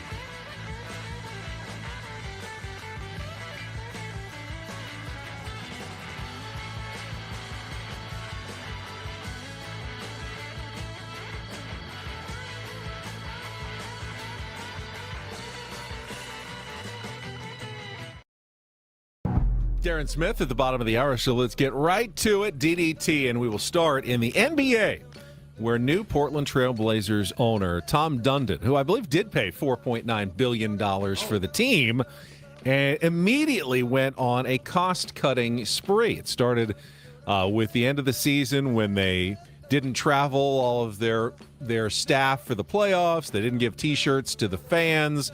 They hired a coach on the cheap in the offseason on a one-year contract, and now they have pretty much gotten rid of all of their most beloved broadcasters, including veteran play-by-play broadcaster Kevin Calabro. Oh, man. Paul, you'll remember he best. was like 22 years with the Sonics and has been with the Blazers since 2016. Good. Really good announcer. He said, of his contract, it was an easy decision. Not worth my time, the offer that they gave me. I mean, he was like growing up, obviously, I was biased. He was the voice of my favorite team, but he was also like the voice of video games and stuff. I mean, he was a legend. These are good. Travis Demers, radio play-by-play announcer, not retained after 7 seasons. His partner, Michael Holton, let go after 19 seasons. The team also parted ways with Neil Everett, the former SportsCenter host, who's been their TV road game anchor for the last 5 seasons. Cleaning house, huh? Just basically to save a bunch of money. I lowballed everybody. Tom Haberstroh, who is also part of the broadcast statistical what are they doing? analysis. Are they just going to go out and get cheaper talent? Yeah, are they going to have AI call the games? That's what they did with their coach, and so they boom feel goes like the they can do it on the cheap. I get Reggie Miller passes it to the man. I'm biased, and I'd like announcers to be paid as much as possible. But how would Padres fans feel if all of a sudden they said, you know what, Don and Mud, we're going to give you a low ball offer, and then they're just gone. Yeah, Feliciano and Jones come in, and they're like, Mudd and Don out. We're bringing in our guys. We got this Jesse kid from Sacramento out. State. He just graduated, called some baseball games on the student radio station. And he's going to do it for $32,000 a year. Right. So we're going to hire him because we don't think it's worth it to pay veteran broadcasters their actual value. I think, is it possible that he goes, good God, I overpaid for this basketball team, and I've got to save money wherever I can? Sounds like that's what it is. Yeah, he's paid a ton for the team, but doesn't want to invest anything into it. Disappointing. This is a much more lighthearted. I told you I'm in Hawaii right now. A lighthearted, don't do this. But, listen, the life of a baseball player comes with a lot of moving parts and a lot of logistics. And I found this fascinating. This made me laugh so hard. This is so good. Makes a ton of sense. It makes a ton of sense. So if you are a young big leaguer or an older big leaguer and you decide to tie the knot, you have to sit down with your fiance and say, listen, you can't, I don't know how good we're going to be this year, but no summer weddings. No summer weddings, right? And nothing like till mid-November, and then if December, nobody wants to go to a holiday wedding. Nobody really wants to go to a January wedding, so we got to squeeze it in. I got to go to Florida in February. 4 of the Minnesota Twins in the same locker room. Brooks Lee, Luke Keeschel, Ryan Kreidler, and Cole Sands, they're all getting married on the same day. Same day. November 14th. Now, in separate locations. So they're saying, how awkward is this in the locker? It's such a good bit. You have to pick. Are you coming to my wedding? Yeah. Go to Paulie's wedding. You Which have one to are you going invite to do? all your teammates, right? Well, right. So, do they stagger them? Like, all right, you got 10 a.m., you guys are at 1 but they're in different p.m. cities. I'll never forget the dumbest, most uncomfortable question I ever asked a Padres player. And I've asked some dumb ones. Was at fantasy camp in the training room. And Jackson Merrill was there, and he was working out early. This was a couple of years ago. And I said to him, he was sitting on the chair, and I go, hey, man, how you doing? How's the offseason? Good, good. I go, oh, did you go to Crony's wedding? He goes, no. I go, oh, just like that. And he's like, wasn't invited. I was like, oh, my God. I was digging a hole. In your mind, you see, all the guys are coming. You're like, and we're partying. You sit down next to him, like, so wait, why weren't you invited? Yeah, 26-man roster, but you've got other teammates, so probably 30 to 35 guys, and their significant others. That's another 70 people possibly at probably your wedding. 250 ahead. You really can't invite the whole team. You really can't invite the whole team. I mean, even if you can afford it, the venue might not be able to support that many people. You actually do have to pick and choose from your teammates who you can invite. Which is awful. And now you got 4 guys in the same locker room like, I'm inviting everyone. I don't care. Come to ours. It's going to be way better, dude. Look what we're having. I mean, it's a nightmare. It's a logistical nightmare. My wife watches all these dumb Love Island, Love is Blind shows. Put a camera in there. That I would watch. I want to see how these guys call it 4 weddings and a funeral or something. I don't know. And go through this, and I want to see how this thing shakes out. The guys getting going, oh my God, yep, here it came. Keeshel's invitation just came, but Brooks Lee got it here first. I don't know what you do. I think it's fascinating. And that is don't. And we're skipping do this to save time for Darren, which is our do this for a Friday. That was Don't Do This with Ben and Woods on 97.3 The Fan. Yeah, we'll talk to D. Smith about the San Diego Padres, plus the end of the World Cup and the disappointing restart for the SDFC season. All coming up next on San Diego's #1 sports station, 97.3 The Fan. Well, I was lucky enough a couple days ago to go down to Sedano Ford. And it was great, man. The inventory was phenomenal. And I was standing next to a Raptor, and I went, good God, this thing is a big, powerful truck. Of course, I have my new F-150 from Sedano Ford. Very, very pleased to be a truck guy now, certainly. Now, if you're looking to upgrade your ride, listen, you got to get in there. They got killer deals right now. The 2026 Ford Bronco Sport Big Ben, packed with premium pathfinding capability, is just $1 down and only $401 a month. If you need tough truck, I highly recommend the one that I'm in, the 2026 Ford F-150 STX. It's pretty incredible, and can't believe I waited 50 years to get one. But again, $1 down, $459 a month. Can't beat that. Plus, make sure to ask about absolute 0% financing on select models, paired with 0 payments for 90 days. That's 0 for $90. They're fantastic, fast-moving offers, will not last forever. For more details on these offers, go to SedanoFord.com. That's SedanoFord.com. Don't forget to tell them that Woodsy sent you down there.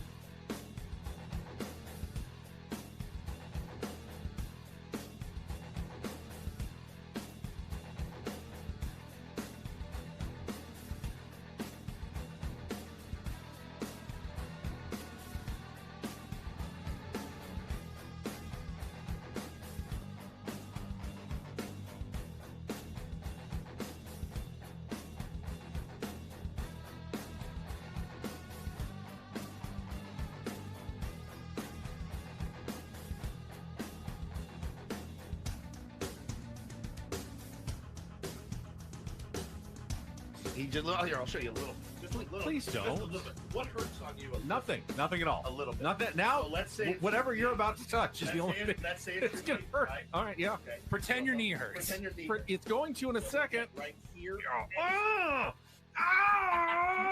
That is not pleasant. Hey, player, this is all yours. This room with this view. This speakeasy with this cocktail. Hey, could you make that too? The spa with this. Ah. And this pool on this roof. This is all for you. The all-new Hamul Casino Resort, now open.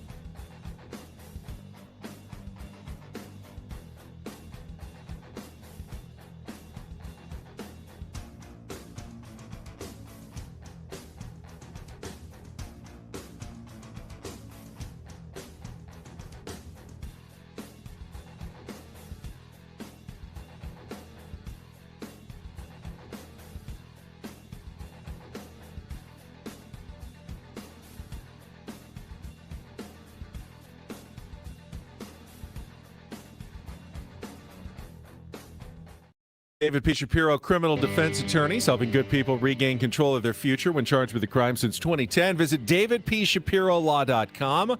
We've got our management report coming up at the top of the hour with GM AJ Preller. First, though, let's go out to our SDCCU fan hotline and talk to our good friend Darren Smith, who joins us here on 97.3 The Fan, SDFC broadcaster and Friar Territory host, talking Padres. Darren, it's good to see you. Any final thoughts on the World Cup and Spain's just dominating, if you can say a dominating victory when it was close until the end, but it was fairly dominating.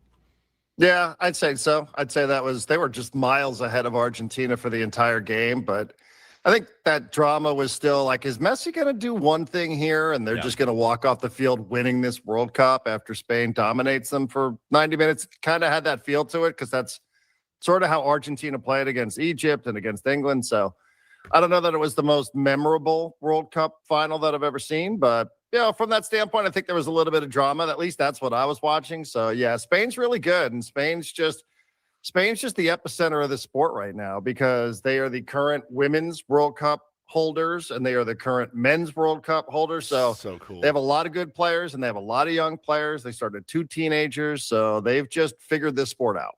It was really cool. I enjoyed it. I enjoyed every second of that game, Darren, and really the entire World Cup tournament. Then I turn on STFC. I have a scrimmage with my 8-year-olds. I come home. I'm like, oh, still some time left in this match to watch. It certainly looked different. I will give you that. It did look a little different. And then the absolute gut-wrenching, like reach into your gut, pull out your spine ending. What the heck happened? I know. It's like another one of these excruciating losses, like LAFC, which was a draw, but it felt like a loss. Yeah. Just these Seattle, these very Cincinnati. Late, these these go on and on time, now. Yeah, man, these stoppage time goals, they are, you can count it up. I mean, it's 8 points that have been lost from either a winning position or a tie position, a level position. Yeah. So that's 8 points in these stoppage time situations. I think 5 of them so far this year. So how much different does the season look if there's 8 more points, right?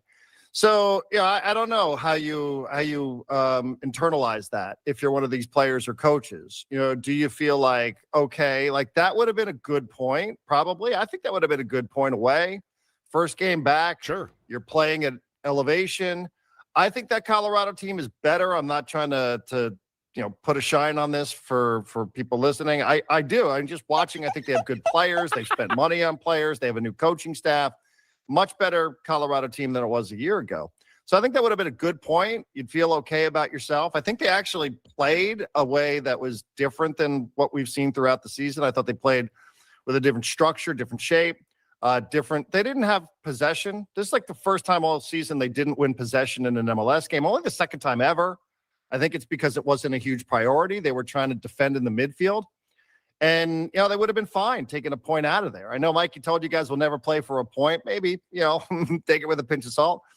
But then come home and try to pick up 3 against FC Dallas and you feel good about yourself. But, yeah, it's a tough turnaround. You got to get it going and you got to pick it up and go tomorrow night at 6:30. But, Darren, unlike Major League Baseball where the All-Star break and the trade deadline are coming really 70% into the season, we're not even halfway. I think this will be the halfway mark after tomorrow. So there is a lot of time. But what can Mikey Varas and Tyler Heaps do? I know they're talking about still adding a couple more players. Will that make a difference? Why does this continue to happen, I think, is the big question. Yeah, I mean, they're going to be buyers. They're not going to be sellers. Although it might be a little bit of both, quite honestly. I guess we'll see what happens during the transfer window. But, I mean, it's a fair question. And at the end of that game, that goal that's allowed there, it's you bring a player on. So we go back to the red cards, right? Luca Bombino picks up a red card in the game against Vancouver, which was dubious, and he's unavailable. So your starting left back, who's one of your best player, who's played, amongst the most games in your franchise history, is out for the game. So you're putting somebody else in his place, and that guy's Kieran Sargent, and then he comes out of the game, and you're putting in a new player. His name is Ian Murphy, and maybe he's trying to figure out how to it just that can't happen. You know, like you can't leave any player unmarked in that situation to score that goal. So, you know, are there some things that happened there that, you know, was there a breakdown? Yeah, I thought they played pretty well defensively. Like, you know, not to bore everybody with statistics, but they do keep a stat called big chances in the game. And San Diego had 2 big chances. Colorado had none. So for the most part, I think SDFC played the style of game that it wanted. Oni Valakari's he's got to score those goals. Like he had 2 opportunities and he's 0 for 2 on both of them. So, you know, he's got to score those goals. You can't have a mental breakdown in the final seconds and the dying embers of the match. And you know, maybe some of that is circumstantial, but nobody wants to hear those excuses. It happened again, and you know, it's another couple of points lost, and you don't feel good about yourself. We talk about big feelings in our home with our kids. Big feelings. They're big chances and big feelings. I had some big feelings this morning about the San Diego Padres. It's a biggest series of the year. Oh, the toughest watch of all time yesterday, man, with a Canning and Waldron appearance in the same. I mean, it was like it was excruciating to watch. And I think the experiment should be done with both of those guys. I mean, I get it. You still have to have guys that cover innings, but it feels like, you know, this week was a huge week. It hasn't gone exactly the way that they wanted. To the point we said earlier, like, well, who do you have in the system anyway? Like, is there not anybody that they're even curious about? Because at this point, you might as well run that guy out there and see what he's got. Right? Like, yeah. It can't get Wasn't much that worse. Matt Waldron? That was Matt Waldron. Yeah, fair exactly point. right. That's exactly right. But man, it is. It's been a tough watch, man. It has been, and it's just, you know, I think it's just so disappointing to think that, you know, I guess these are birds of a feather if you want to lump them in the same category, because, you know, for SDFC, you have the 60-day break, the World Cup break, and you think, okay, it's going to be good for them. This is the team that needs it. It's a team that needs to get their heads right. And I think for the Padres, like, okay, take your all-star break. Everybody kind of cool your jets a little bit, take a deep breath. You see the Royals on the schedule. You see the Atlanta Braves. You know, you did okay against the Braves here, you know, for whatever reason they've had their number. And then it's the Marlins who can't win a game.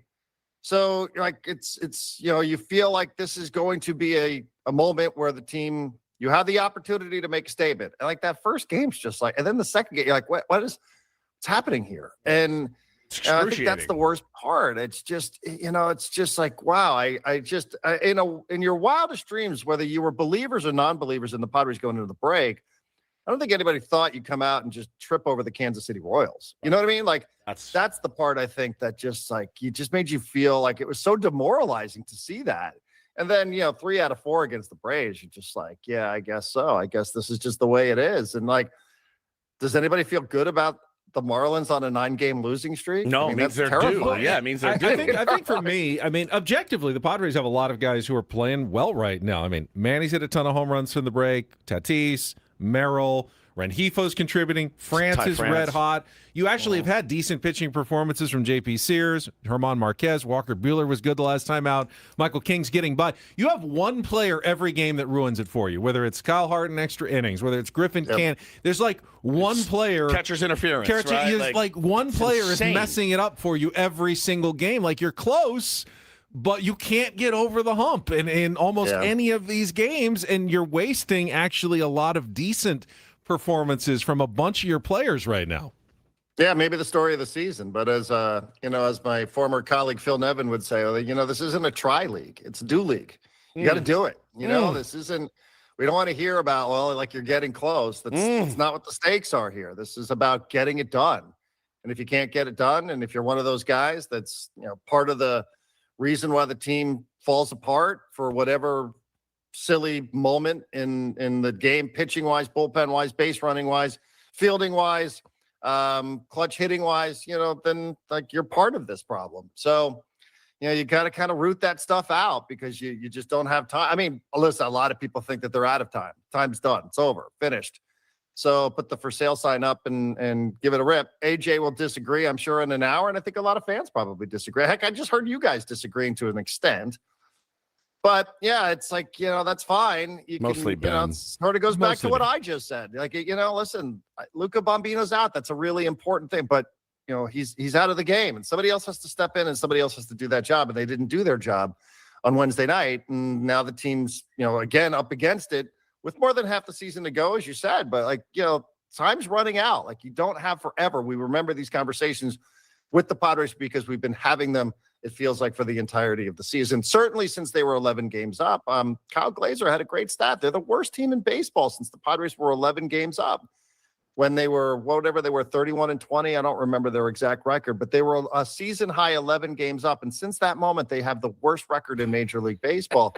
And that includes the crappy Marlins, who have won 9 straight games. Lost 9 straight games. But you know what I mean. We celebrated, Darren Smith joins us this morning. We celebrated Ron Fowler's birthday yesterday. I texted with Ron and wished him a happy birthday. And Lincoln City, baby. I wanted more than anything to be like, can you just come on in the morning and just, what if he was the owner? If he was the owner, this was, you're looking, he's like, oh, we are a top 10 payroll. And this he would have had some words for Griffin Canning. I think so. And Matt Waldron. And, maybe his mentee, AJ Preller. I wonder what that conversation would have sounded like, crappy players. Furious. The dumbest players, and we can't void these contracts. This sport, we can't get rid of them. They're guaranteed contracts. I've never seen such stupid ball playing. It's incredible. Yeah, I mean, he'd be on fire on the Ben Wood show. Yes. It'd be great copy. And then he gets picked up. Copy. Yes. And then he'd tell AJ to trade these garbage players, and AJ would have a tough time and have to eat some of the salaries. And then you get Fernando Tatis Jr. That's right. Yeah, pretty much it. I mean, I always love that story. I don't remember. It's the best. Yeah, I mean, trades James Shields, and somebody's like, yeah, that guy went on the radio with Little Sills and ended up costing us $10 million, but whatever. Ron got his way. We got that guy off the team. And got Tatis for it. How are we all going to feel if Mason Miller is traded in this next week and, tweet comes down from Jeff Passan. I'll be in Hawaii. And the Padres, get what everyone thinks is pretty good haul for them. 2 top 100 prospects, maybe some young pitching. Are we going to feel like a gut punch? Yes. Are we going to be happy about it? What are we going to feel if that happens? Well, I would be disappointed, but I also think I would understand. And, I think that's part of the selling is, part of the trading away. Should we get to that point, right? Whether it's Adrian Morejon or whomever. The expiring contracts, all the things you guys were just talking about, which, I think is an interesting subject because how do we classify Michael King? Is he an expiring contract or is he somebody who's not an expiring contract? So we know Jason Adams Adam doesn't have a deal, Ty France, et cetera. But I'd be disappointed, but I also think there is something honestly, and I could say this objectively, I'm not paid by anybody here, but I think there is something exciting about, what can you get for some of these guys? And what does the future look like? Because I think this feels like it's run its course. And there's only so much you can do because of the contracts that you have with guys like Xander and Manny and Toddy, right? So, but I do think, that there's something to finding out what are you getting back? What can you get back that possibly could be part of your future, whether it's part of the fabric of the Padres moving forward, or whether it's just some assets that you can turn into some other star players, right? This team has brought in an insane amount of players over the years. I mean, we could spend the next 10 minutes just talking about all the different names that we've seen come through the doors here, right? I forget, players, some debatable of them, players, Luis Arise and Dylan Cease, who just started the All-Star game, and Robert Suarez, and, Josh Hader and Soto. I mean, on and on and on, and Darvish and Musgrove and Snell. So, could you turn those players into other guys? But I know people would view it as a failure, and people would use that to say, well, this is the time now to get rid of this AJ Preller cap. But I also think it could be exciting to think, okay, we've just got to reset a little bit here. And, what can we do? What can we do to make this franchise better for the long haul rather than just trying to paper over the cracks? I mean, would you rather go out there and get a haul for some of these guys, or would you rather Freddie Peralta? It doesn't do all that much for me unless you're truly convinced that you're going to get a guy like Nick Pivetta back, and then it's King and Pivetta, and maybe Peralta turns into something different here than he is with the garbage Mets. So I don't know. I mean, for me personally, I don't know how you guys feel. Maybe it's a huge tune out for the majority of the audience, but if you can I would be hopeful that they could. I'd be disappointed because I love watching Mason Miller play as much as anybody on this team. Literally, he's as much fun to watch as anybody that currently is on this roster. Yep.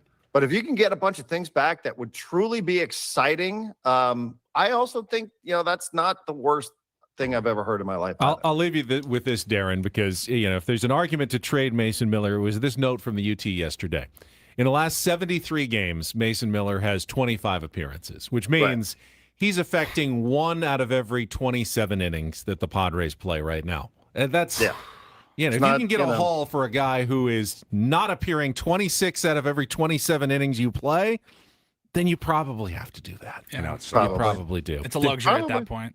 Darren, I mean, we were with Heath Bell the other day. He had one season where I think he had 43 saves on a 70-win team. We were like, what was life like for you there? Wow. Like just a ridiculous ratio. But yeah, I'm with you. I again, and I don't view it as the white flag of surrender. I know it is, but yeah, I view it like, okay, like this could be franchise changing, in a way that we haven't seen around here in a minute. Darren, appreciate Thanks, it. Have a great weekend, and we will talk to you again next Friday. All right, fellas. Thank you very much. There he is, Darren Smith on our SDCCU fan hotline. It's not Big Bank Banking, it's better. And our SDCCU management report is next with AJ Preller with Ben and Woods on 97.3 The Fan.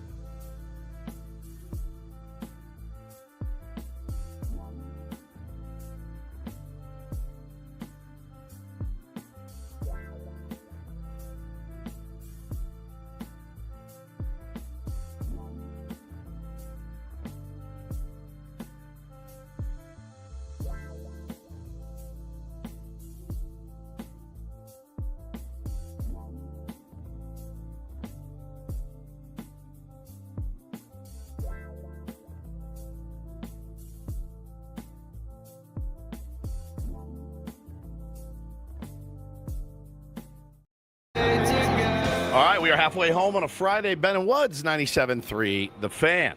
I'm Woodsy. That's Paul Reindl, executive producer of the program. Ben Higgins, your friendly neighborhood sports anchor, joins us as well. Is that it? Are you done with I'm done. your reset? Done. Okay, Paulie's I thought we weren't resetting. Trying to get. Well, we don't have AJ Preller on the line yet. I feel like so. Our management report is coming up, and I do feel like this is going to be not awkward, but this is the time of the year. I mean, AJ always has his phone to his ear, but other GMs could be calling at any moment. And if we have him on the line for 15 minutes, and you hear that little click, like someone else is trying to call, I'm going to be wondering, like, who is it? Is Brian Cashman calling him right now? Should he be taking that call and not talking to us at the moment? The trade deadline is still 10 days away, so it's not. They can wait. They can wait on AJ? Yeah, I mean, you don't. He's got you don't all want the to cards. answer their. Yes, you have. I mean, you have the biggest. They card. have to come to him right now. Right. If he is in fact selling, you which can't we appear don't desperate or anything like that. We don't know for sure. We do have some breaking news for your San Diego Padres, which we can discuss when AJ joins us. According to Jonathan Mayo, reporting that first-round draft pick Coleman Borthwick has signed his deal with the Padres for $3.8 million. That is about $400,000 under slot, which gives the Padres a little more room to sign other players from their draft class. Of course, Borthwick, a 6'6" right-handed pitcher out of high school in Florida with a big ceiling, and joining us right now on our SDCCU fan hotline for our SDCCU management report. It's not Big Bank Banking. It's better is the president of baseball operations and general manager of the Padres, AJ Preller. AJ, would you like to confirm the news I just passed along that Coleman Borthwick has signed a deal with the San Diego Padres? Is that official? Yes, yeah. The draft picks are all getting signed and in Arizona for the orientation, and we're excited to have Coleman on board for sure. All of them? we're working through that okay, here today. But yeah, we're gonna get I think it's different. I mean, we go into the draft like very scripted, and with a really set detailed game plan. Our guys do a lot of work, and I think 10 years ago, 15 years ago, you didn't really quite know exactly where a lot of the players were in terms of signability and things like that. I think with our group, we have a pretty good feel, both from a recruitment standpoint, but also, ultimately what kids want to do and how they want to do it going into these drafts. And, it's kind of a game that you have to play in terms of you have your dollars for the first 10 rounds and how do you utilize it. So our group does they do a very good job of understanding that. So yeah, we're expecting to get the class signed here and get to work. Any temptation to just bring them straight up? Just go full Dave Winfield, and hey, orientation. Here's your handbook. Here's your login. Come on out. We'll see you in Miami. I mean, it's a joke, but it's also the desperate times. AJ feels like calls for desperate measures, and I think a lot of us, the great prognosticators that we are, said, man, the hitting will come around. The pitching has really been carrying us in the first half. We fully expect once the hitting comes around, the pitching to stumble a little bit. What's it been like from your perspective? Yeah, I mean, I think we've known, with the injuries with Darvish, Pivetta, Musgrove, and now, obviously, the list goes on in terms of Adam, Estrada, those guys, that this is going to be a tough time of year in terms of it's going to be challenging for all of us in terms of, the depth, and we were going to get tested on a tough part of the schedule. So, I think we understand that, and I think, you go into it every single night. There's a path to win every single game. And it's our job to try to go find that and see like what the best way is to go do that. And, some pitchers that, again, it creates opportunity for some other guys to step up and find out what they're all about. Obviously, we've got, as good a back end of the bullpen as anybody in the game. So I think the exercise that we're constantly looking at is, how do you, a lot of different ways to get there. It can be outscoring guys. It could be putting runs on the board. It can be mixing and matching, which is what we've, what we're looking to do with this current group. And it's based on your personnel, and then try to get it to a spot in the game where we have, as good a back end as anybody. So, haven't done it enough here recently, and that's the challenge here for us in the next couple of weeks, and hopefully then we get some reinforcements that start to come back here as well. I was just going to ask you about the reinforcements. In your opinion, and I know nothing is set in stone, but will Nick Pivetta and or Joe Musgrove pitch again this season? And you having obviously more information than we do, how does that help shape what you do in the next 10 days?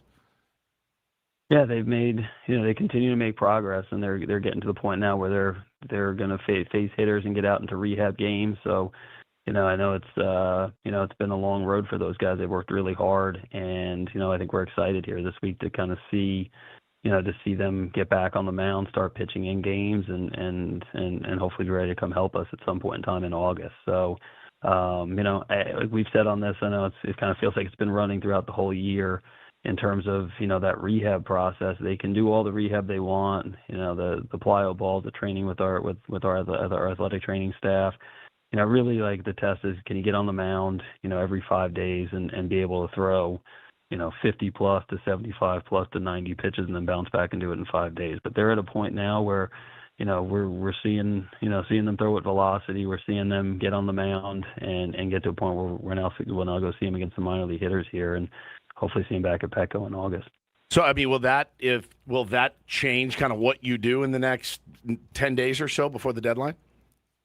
I mean, it's all part of it. Like every day, obviously, we're watching our team. You're kind of seeing where we're at in the standings, and then you're obviously, you're trying to get a sense of, hey, this roster could look a lot different in a couple of weeks in terms of guys that are in the building and in the organization coming back. So we got, obviously we had Randy Vasquez come back, Wandy come back from bereavement list, and then Estrada's out on rehab assignment.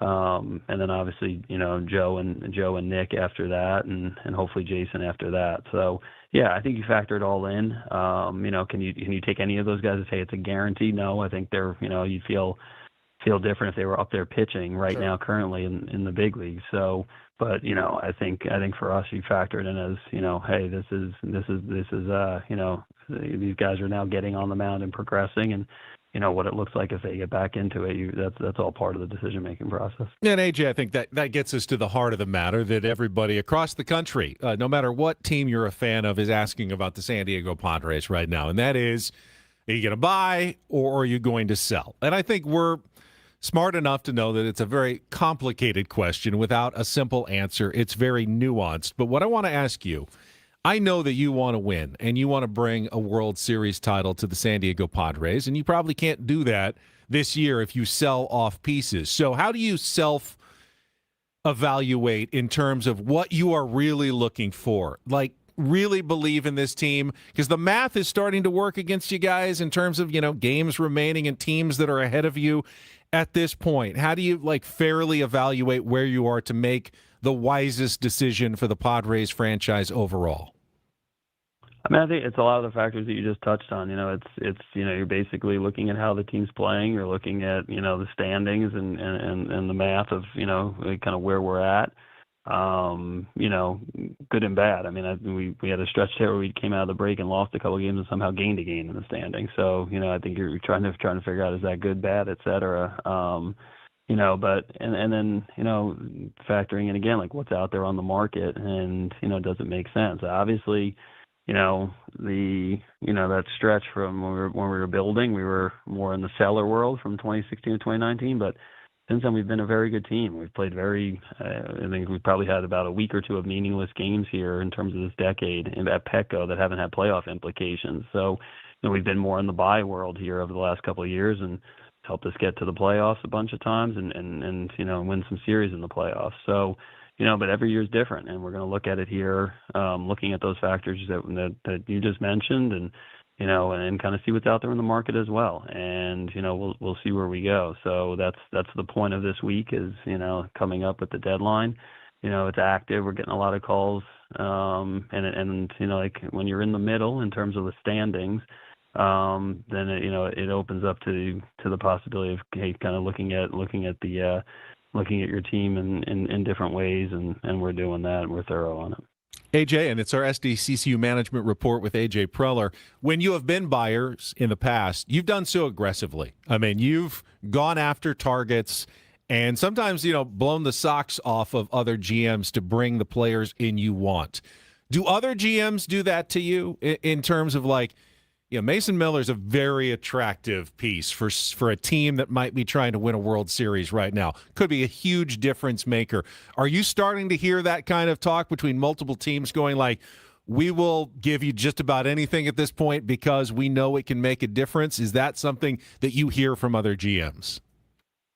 Yeah, I mean, every honestly, like it's every team and situation's different. Again, like for us, like we're very strategic in what we, in what we say and how we say it. I think, obviously we've been able to complete some deals over the last few years that have helped us get in the playoffs and advance. I think to me, everybody's a little different. Every situation's different. So some teams play it,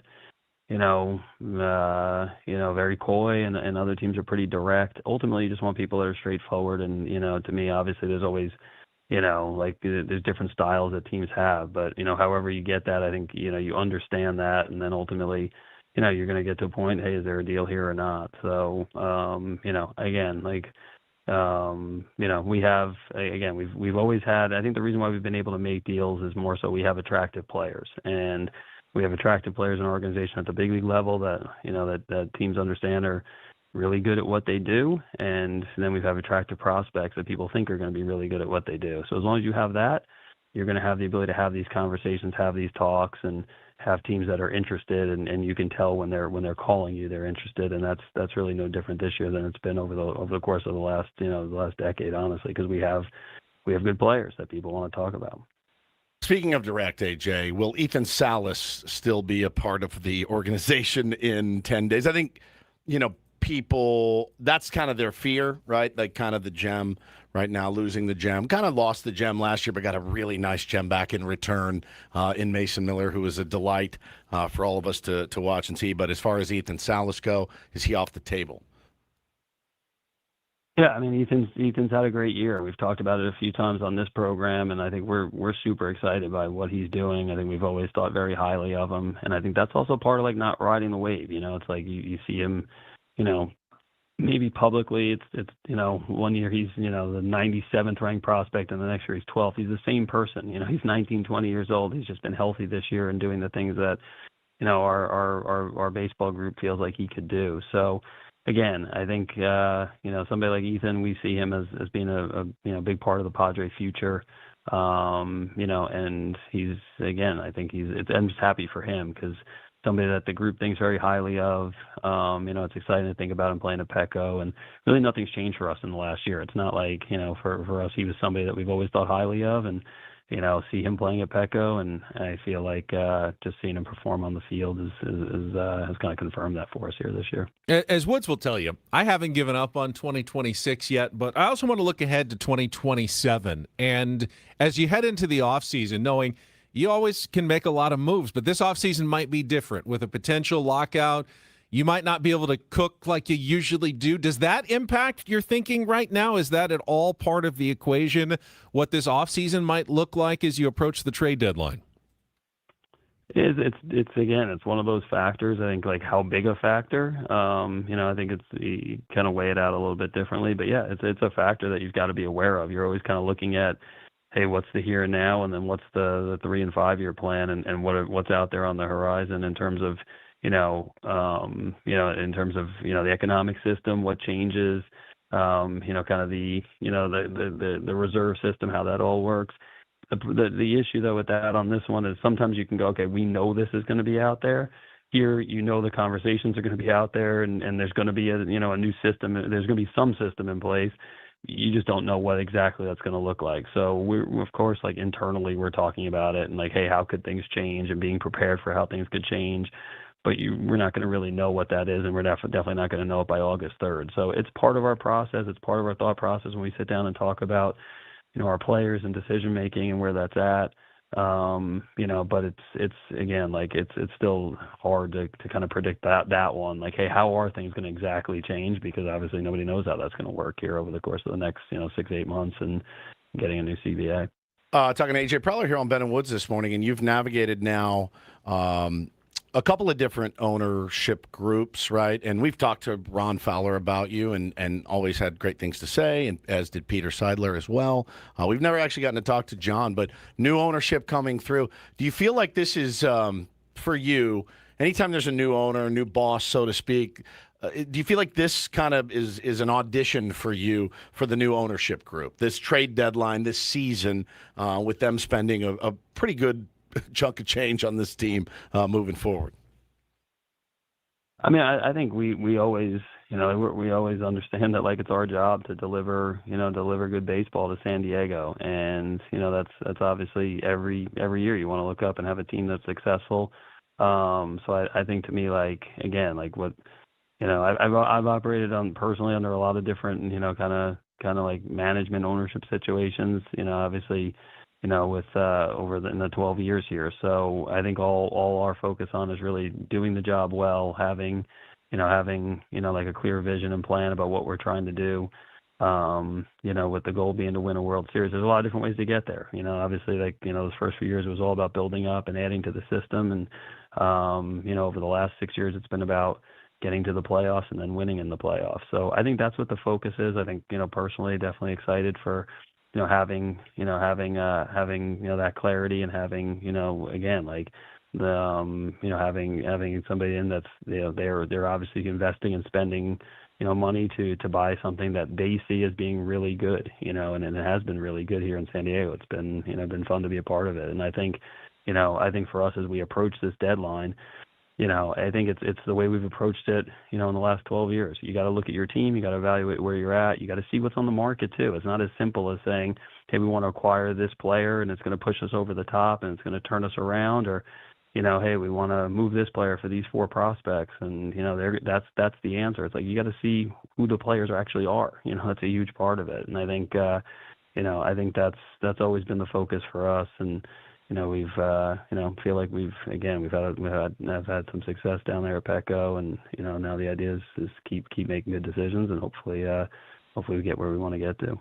Before we let you go, AJ, Woods had just said to me while you were giving that last answer. I was listening, though. I want to ask a question about Craig Stammen. Kind of a sharply worded question. So I'll do it. I'll ask you. Has Craig been what you hoped he would be? We knew it would be like an adjustment period at the beginning of the season, but this year has not turned out so far the way you wanted. I mean, how much of that lands on the manager's doorstep, and then, conversely on your doorstep with who you picked? And we like Craig quite a bit, actually, but the results haven't been there so far. Yeah, I mean, Craig, again, like, I think Craig is the answer is yes. I mean, like, Craig is somebody that, you guys know him well. He's somebody you can have, honest conversations with. He's somebody that, that leads the group and leads the team. Obviously, we all like to look up and be 10 games up in the division, but I think from our standpoint, like, ultimately, it comes down to, there's a lot of factors that go into that. And I see it every single day. Craig with the staff, groups together, the guys like coming to the ballpark every single day.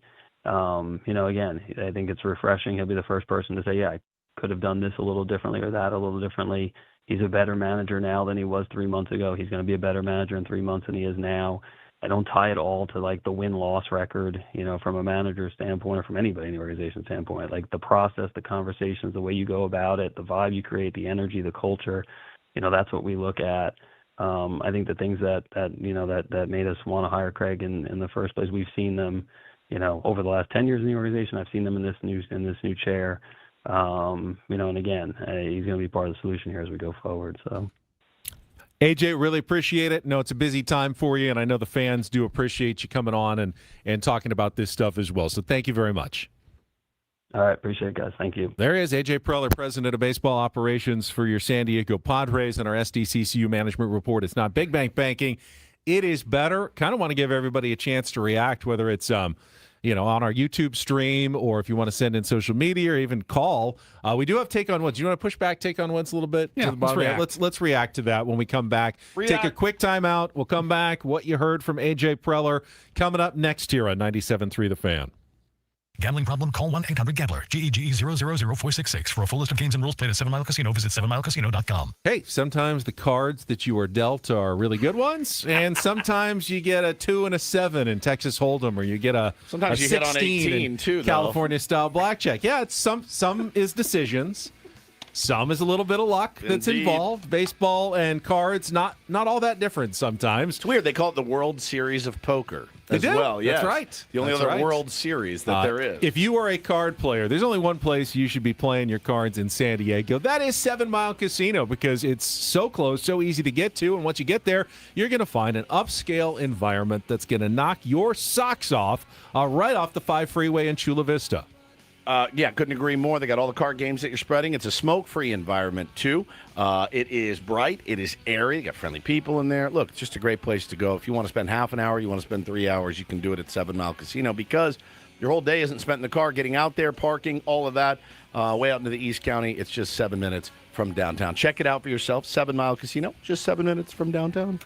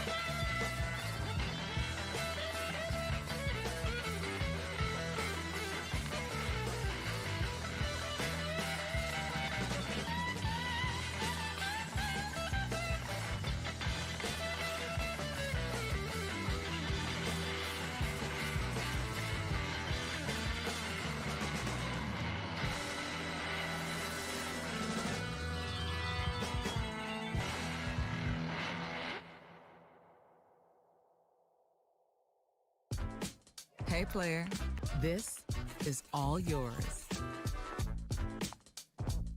This room with this view. This speakeasy with this cocktail. Hey, could you make that too? The spa with this. Ah. And this pool on this roof. This is all for you. The all-new Hamul Casino Resort, now open.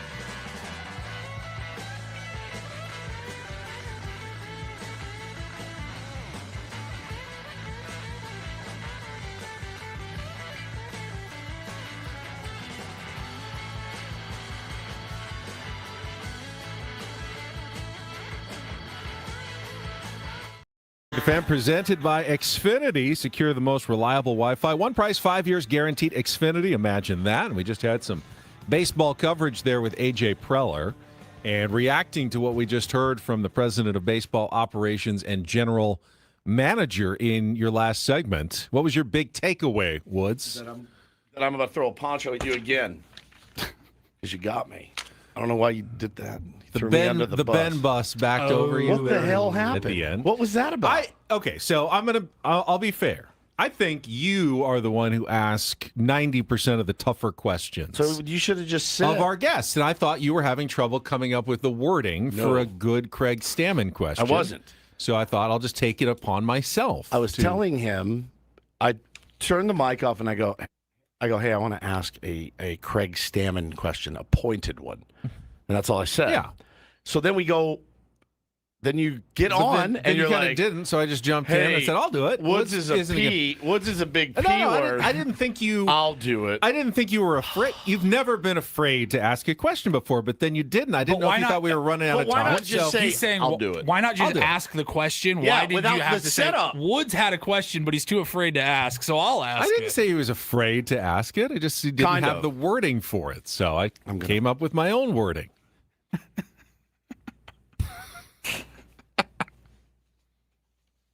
You're not afraid of AJ. I know you're not afraid of AJ. No, I thought one of the biggest takeaways was AJ went as close as we've ever heard to saying that Ethan Salas's name is not on the table at this trade deadline. I know there are no absolutes, especially when dealing with AJ Preller and dealing with a trade deadline in baseball, but every word that he said indicated that he plans to keep Ethan Salas not only past the trade deadline, but like Jackson Merrill, he wants this guy to be coming up and playing for the San Diego Padres, not as a trade chip to be used to fill another roster hole somewhere else. Yeah, agreed. And I'm all for that, right? And again, they're in that position too where I think there are teams that when they're selling, they're like, oh, you're going to have to loot our entire minor leagues. We're in the unique position, and not exactly the best position, where you've got maybe 3 to 4 to 5 pieces on the big league roster that may be more attractive even than a developmental, Ethan Salas. You know what I'm saying? Like you're not going to have to move him because you're not in a position to go add a Tarek Skubal, right? And of course the Tigers would say,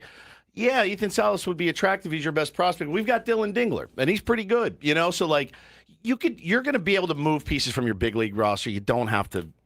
They're just in this weird purgatory as they've been all year. And AJ acknowledged it's a tough spot to be in because he does have to acknowledge the standings and the math of whether they really can get back into it and. They could play. But there's also the feel. Like Kevin Acee wrote the other day. It was always anonymous sources and everything, but he's like, basically it was unanimous that like nobody feels like this team has it as far as going on a run and doing something magical in October. I mean, that's what Acee wrote. Like, it was pretty much unanimous, the feeling inside of the Padres front office. So like that doesn't necessarily mean it's a bad thing. It doesn't mean you have to go crazy. It just means how do we reevaluate and get ready for the next season without completely jeopardizing the future. It said Preller and his lieutenants are aware of the Padres' myriad flaws. They were aware of them before most people. Okay.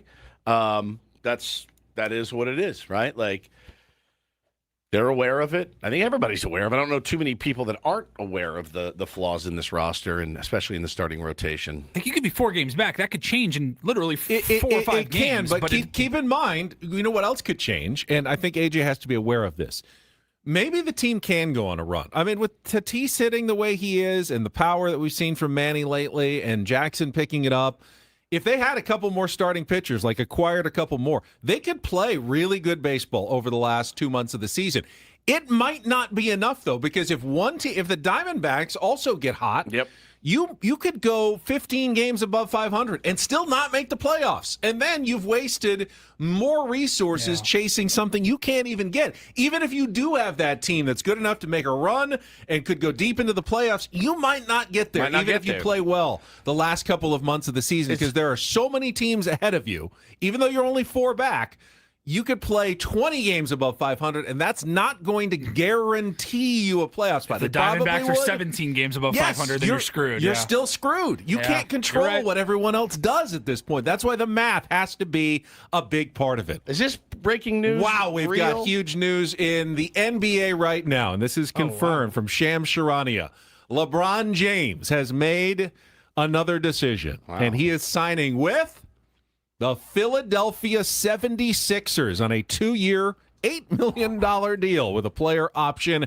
Clutch Sports Group and Clutch CEO and Game Over show host Rich Paul tells ESPN. So that's straight from Rich Paul. LeBron is going to Philly to be a part of the 76ers, who got Jaylen Brown in the offseason and Joel Embiid. This is potentially a super team in Philadelphia that's going to try to make a run this year with LeBron at the end of his career. LeJohn.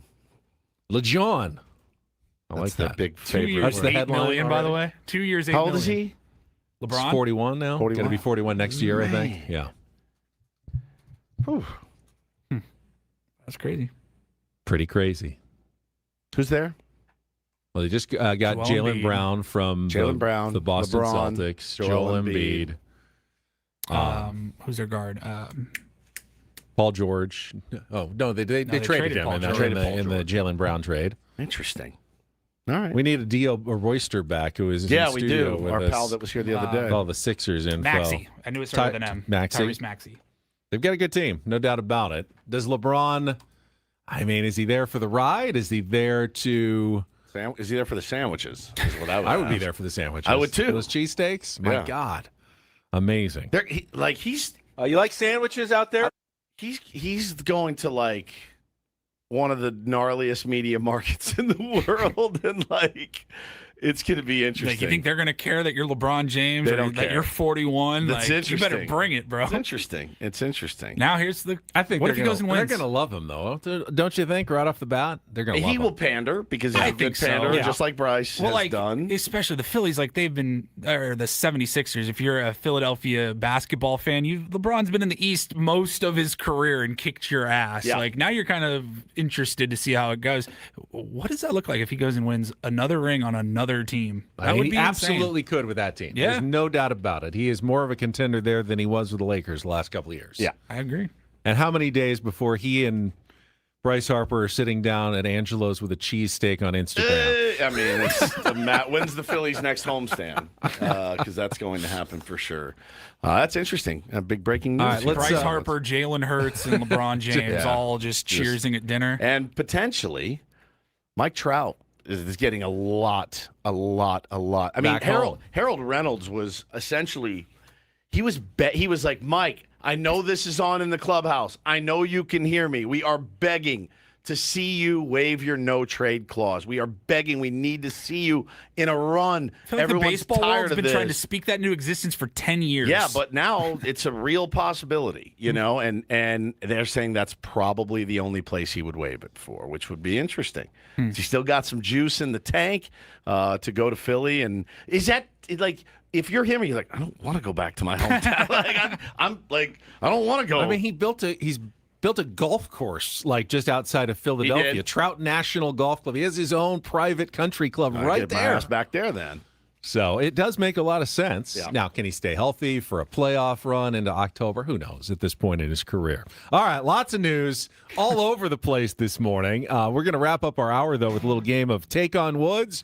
All we have left is the wild card category this week, but if you want to call and play, 833-288-0973, you can qualify for the getaway to the Fontainebleau, Las Vegas, and a $150 food and beverage credit. Call during our break, get online, we'll play our game when we come back with more Ben & Woods on San Diego's #1 sports station, broadcasting live from the Bill House Studios. We know how on 97.3 The Fan.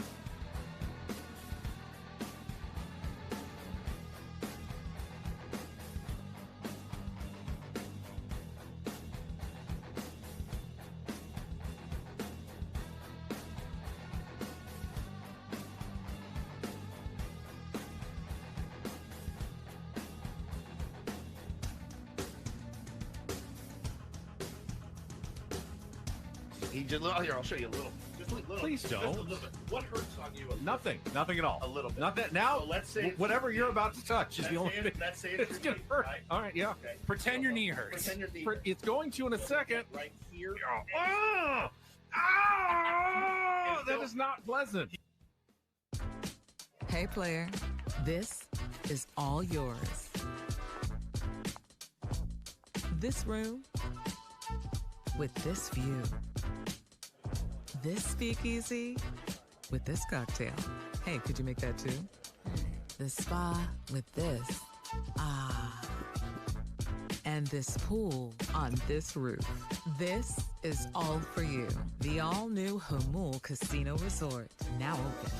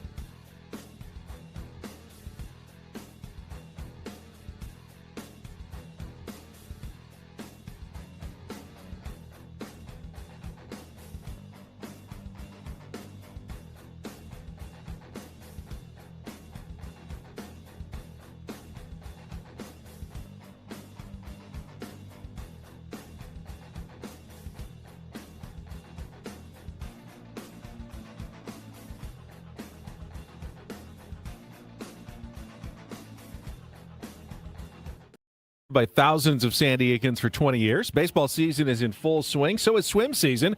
Make sure your pool is ready. Call now, mention radio for 20% off new service plans in 2026.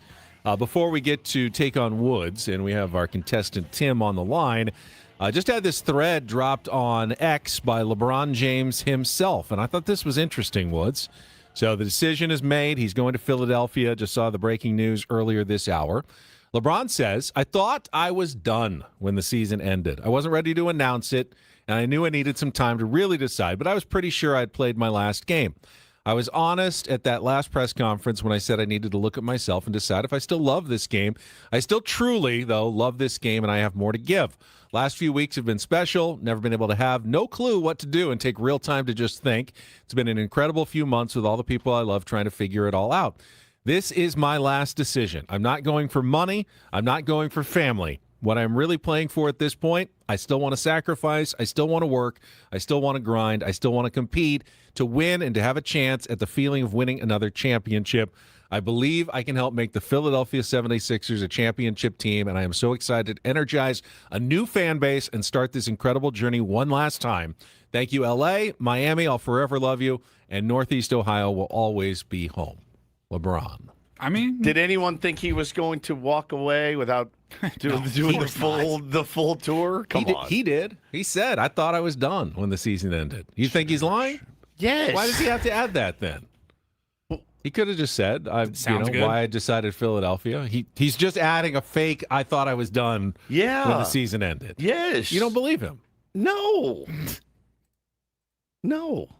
It's not that crazy for a 40-year-old basketball player to think he's done. It's crazy to think LeBron James would leave the NBA without doing a huge, getting all the surfboards and the. I don't know. This is where you go. If you wanted to go do that, you go to Cleveland, you go somewhere else. You go to Golden State would be a perfect place to do the tour and have fun with Curry and get your surfboards. You go to Philly.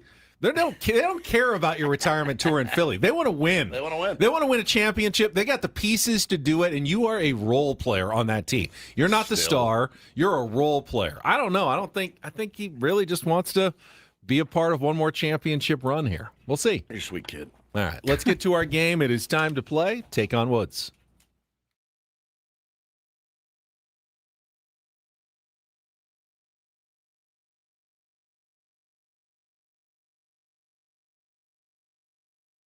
Woods. Take on Woods, brought to you by Bay Alarm, security and fire alarms for every business. We've got you, and we've got Tim on the line. Good morning, Tim. How are you? Doing good. How are you? I'm good. You have no choices today. We only have our wild card category left, but if you can beat or tie Woods in our 5-question trivia challenge, you will qualify for our grand prize drawing, 2-night stay at the Fontainebleau Las Vegas, and a $150 food and beverage credit. Book your stay at FontainebleauLasVegas.com. All right, today's wild card category, Tim, candy bars. Here's how it will work. I will read you an official description from their own website or package of a sweet treat. You just need to name the candy bar I'm describing. Sounds pretty easy. We'll see how it goes in real life. Tim, you ready to play? I'm ready. All right, let's put 60 seconds on the clock. Your time begins with the first description. Good luck, Tim. Let's take on Woods. Packed with roasted peanuts, nougat, caramel, and milk chocolate. Snickers. Correct. Crunchy cookie, delicious caramel and creamy chocolate. So delicious it had to come in 2. Pass.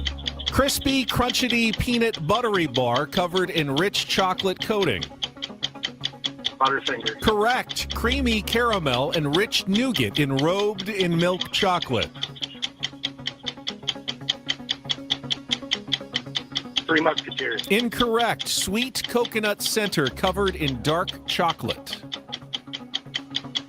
Almond Joy. Incorrect. Crunchy cookie, delicious caramel and creamy chocolate. So delicious it had to come in 2.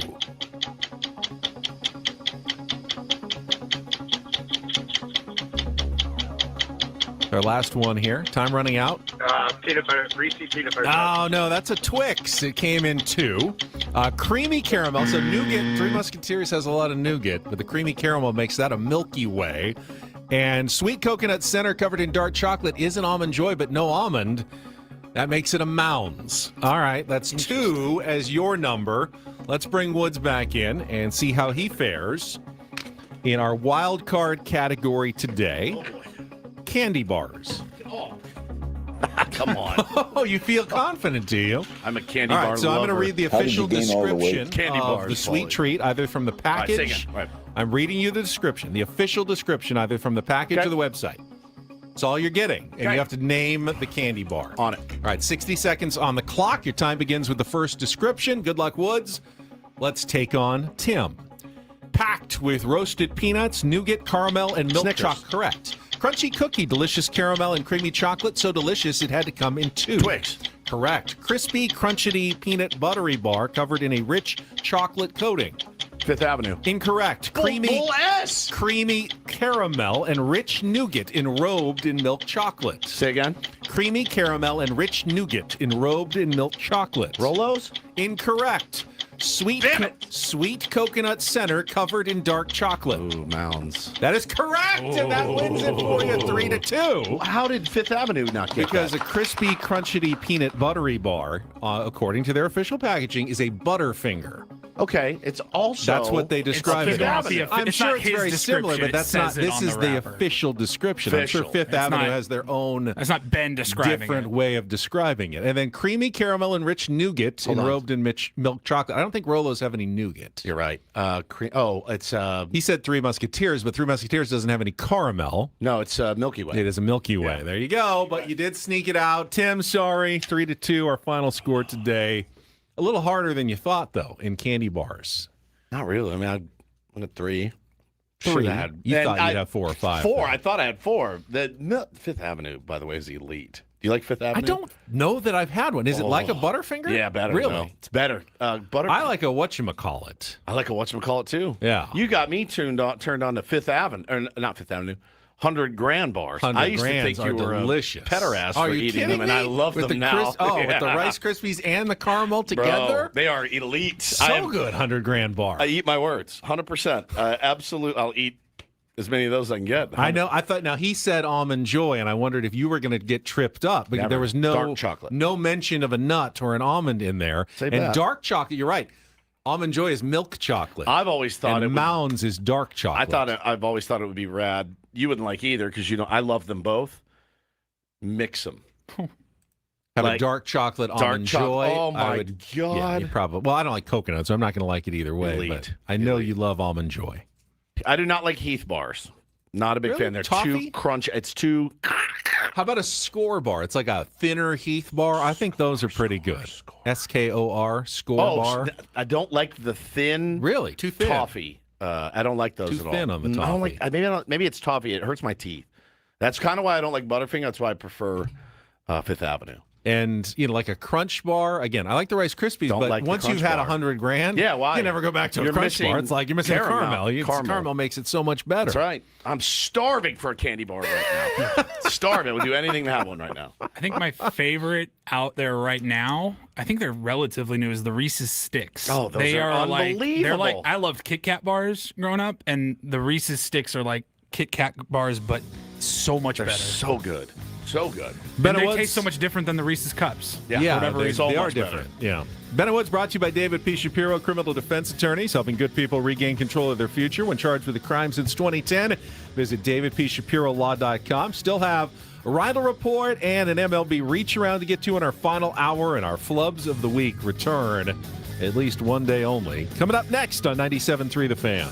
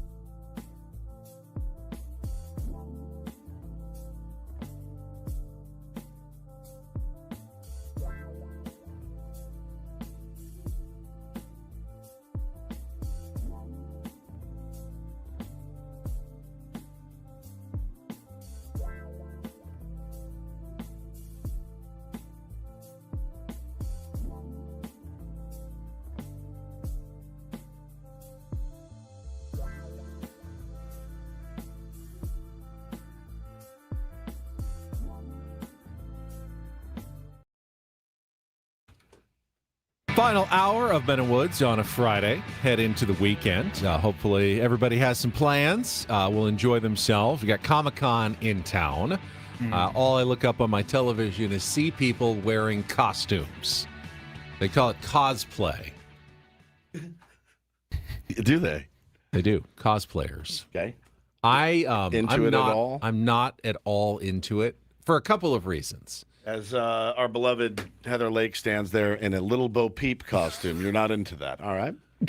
I'm not saying that I'm not into other people in costumes, but in myself, first of all, what would you cosplay as? Costumes are never comfortable. Never. Ever. No. They are never, my Jelly Roll costume ever was comfortable. Yeah, my You Jelly still Roll. had to put a bunch of stuff all over Tattoos your on my face. That's not fun. Ace Frehley was not comfortable. They're just always uncomfortable, and I just can't imagine that. I mean, how much enjoyment do you really get out of dressing as Indiana Jones or I'm thinking about like the Mandalorian, walking around in this heat I was in a full Mandalorian helmet in San Diego? You're missing what makes San Diego so great. They if showed you're like wearing some all that. droid characters from Star Wars in full helmets and suits getting off the trolley downtown, and I'm like, it's gonna be real hot there in a couple of hours. Exactly. Like Chewbacca suit is not what I want to be wearing on the hottest week of the year in San Diego. Maybe the worst night of my life is when I dressed as Elvis and had to 10 bar. I had to 10 bar. And was it Halloween or was it? Halloween. It was Halloween. Yeah. Okay. And I was in the like rented Elvis costume.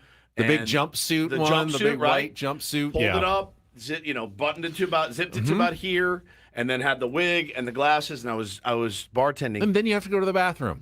No, who cares about going to the bathroom? The chafe that I had, it like went from my taint to my knees. I was like, oh my God. By the end of the night, dude, I'm not kidding. I was almost in tears and blistered. Like it was so bad. I'll respect the dedication to their craft. No doubt. They will put themselves through that agony just to dress up as their favorite characters in the San Diego heat. And it has been hot. Look at that. Hot and humid this week. I mean, Man. Chula Vista set a temperature record yesterday. Jeez. It is hot in San Diego this week. Yeah, it's toasty, dude. Toasty. I think like the deserts, like Borrego Springs, Megan had the forecast, I don't know if it was Saturday or whatever, 119 degrees in the desert.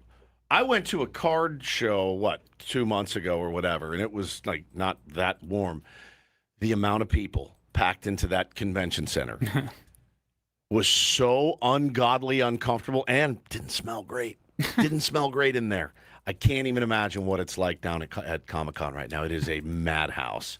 But yeah, it always shows San Diego off, and it always looks great. It does. And they did announce this week that Comic-Con will remain in San Diego through 2030, I believe the mayor said. And it is a huge thing. We get 165,000 people and injecting like close to 200 million into our economy or something like that every single year. So not saying anything bad about Comic-Con. I'm just telling you, I do not have the fortitude to dress in a costume like these people. Yeah, it's a lot. I know the answer, but I'm going to ask it anyways. Any conversations like with the boys? They have any interest? Like, is there any interest in going down and walking around, seeing all the stuff that's going on around outside downtown there? They've literally never mentioned it.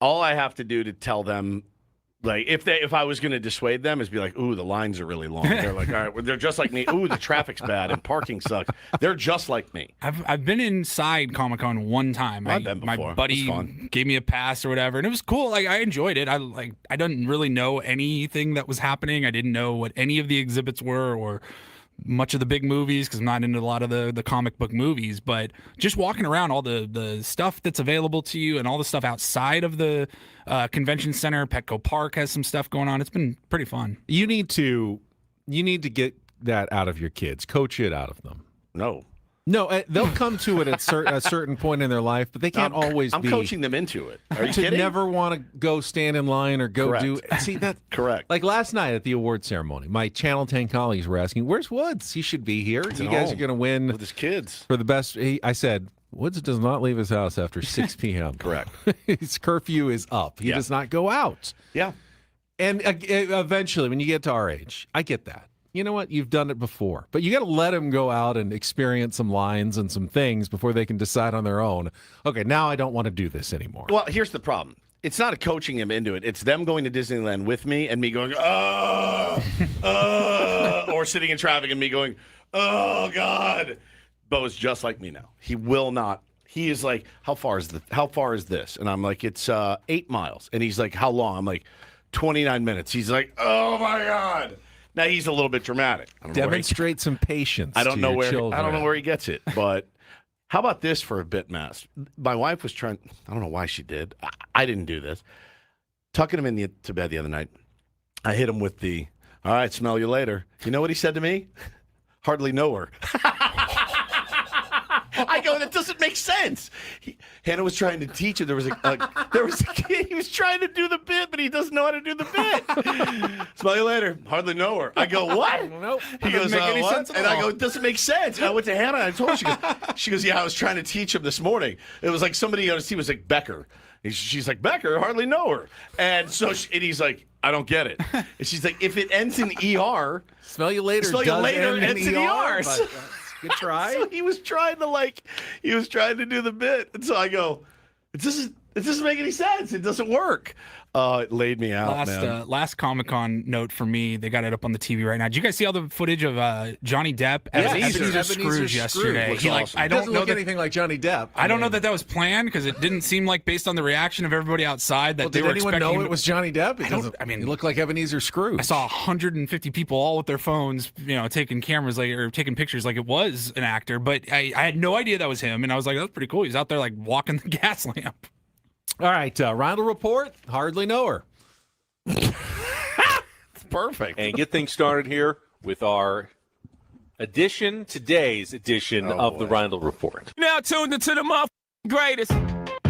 Welcome to the Reindl Report with Paul Reindl. Hey guys, it's Paul here. Hi, Paul. All right. 2 stories from the world of sports that we haven't gotten to yet. We'll start off in Major League Baseball. And 1 story that you didn't know you needed. Are you laughing, biatch? It's the Reindl Report. Hey Paul, how you doing? Okay, how are you? I'm good. How are you doing today? Okay, how are you? On 97.3 The Fan. Are you ready to bless the mood? I need some help, please. That was good. Can I get a oh yeah? Oh yeah. All right. What you looking at, Ben? They're out of control on the costumes on Fox 5 now. Yeah, Heather Lake is wearing a Wonder Woman costume or something. Costume? The quick change. My God. Stay focused. Lock it in. Jeez. All right, we'll get started here. A little NFL note for you is getting ready for preseason, training camp, and all that. Going to see a lot more stories like this one, but the Baltimore Ravens yesterday waived Diego Pavia, their rookie. Was he having a bad camp? Struggling a bit? Having trouble learning the system? Clubhouse problem. A locker room problem. How did he get cut before, he even show up? It wasn't even day 1 yet, right? It's not even day 1. Was not even day 1. They waived him to make room for a center, Ethan Pocic, who officially signed a free agent contract. But, yeah, he's going to be now a completely undrafted free agent. He does not have a team right now, but Diego Pavia was a Heisman candidate in college and got a lot of headlines for a lot of different reasons last year. And right now, free agent in the NFL. I think Diego Pavia, San Diego Strike Force quarterback, sounds pretty exciting, actually. Does he have any eligibility left? Can he come back and play at San Diego State? I don't root against many people. I don't like that dude. I do not like him. I don't think he's a good guy. I don't know him, but he's one of those. I hate to be judgmental, but I do too. I do too. I get the sense you might be right about that one. What's the career arc for him? What's next? The Johnny Manziel career arc, which is not a good thing. Yeah. I mean, even he got drafted. Yeah. True. He was good. I mean, they gave him a shot. He was good. Blew it up his nose. He got drafted by 2 teams. Yeah. Oh, so mad, dude. I didn't know you then. I was livid. I really was. I was on. That would have been interesting. I was on another show. I was livid when they. What are we just doing bits now? That's exactly what I said. I go, are you so good and so deep that you can afford to be like, hey, let's make a joke here and draft Johnny Manziel? I was livid. God. We'll stay here in football. He's out. He's just done. Pavi. Going with the Well, Ravens. I mean, he can sign with any other team now. Join anybody else, yeah. Somebody sign him? I doubt they're Anybody in the market climbing for all over each other, but someone gets a couple of injuries, maybe he gets another shot. Anybody in the market for a 5'2" quarterback in the NFL? I mean, that's your guy. Like nobody thought he was even going to compete with Lamar Jackson. Well, right. But, I mean, they had 4 other guys Tim on says the his roster career arc already. is he puts the fries in the bag. Fries in the bag, man.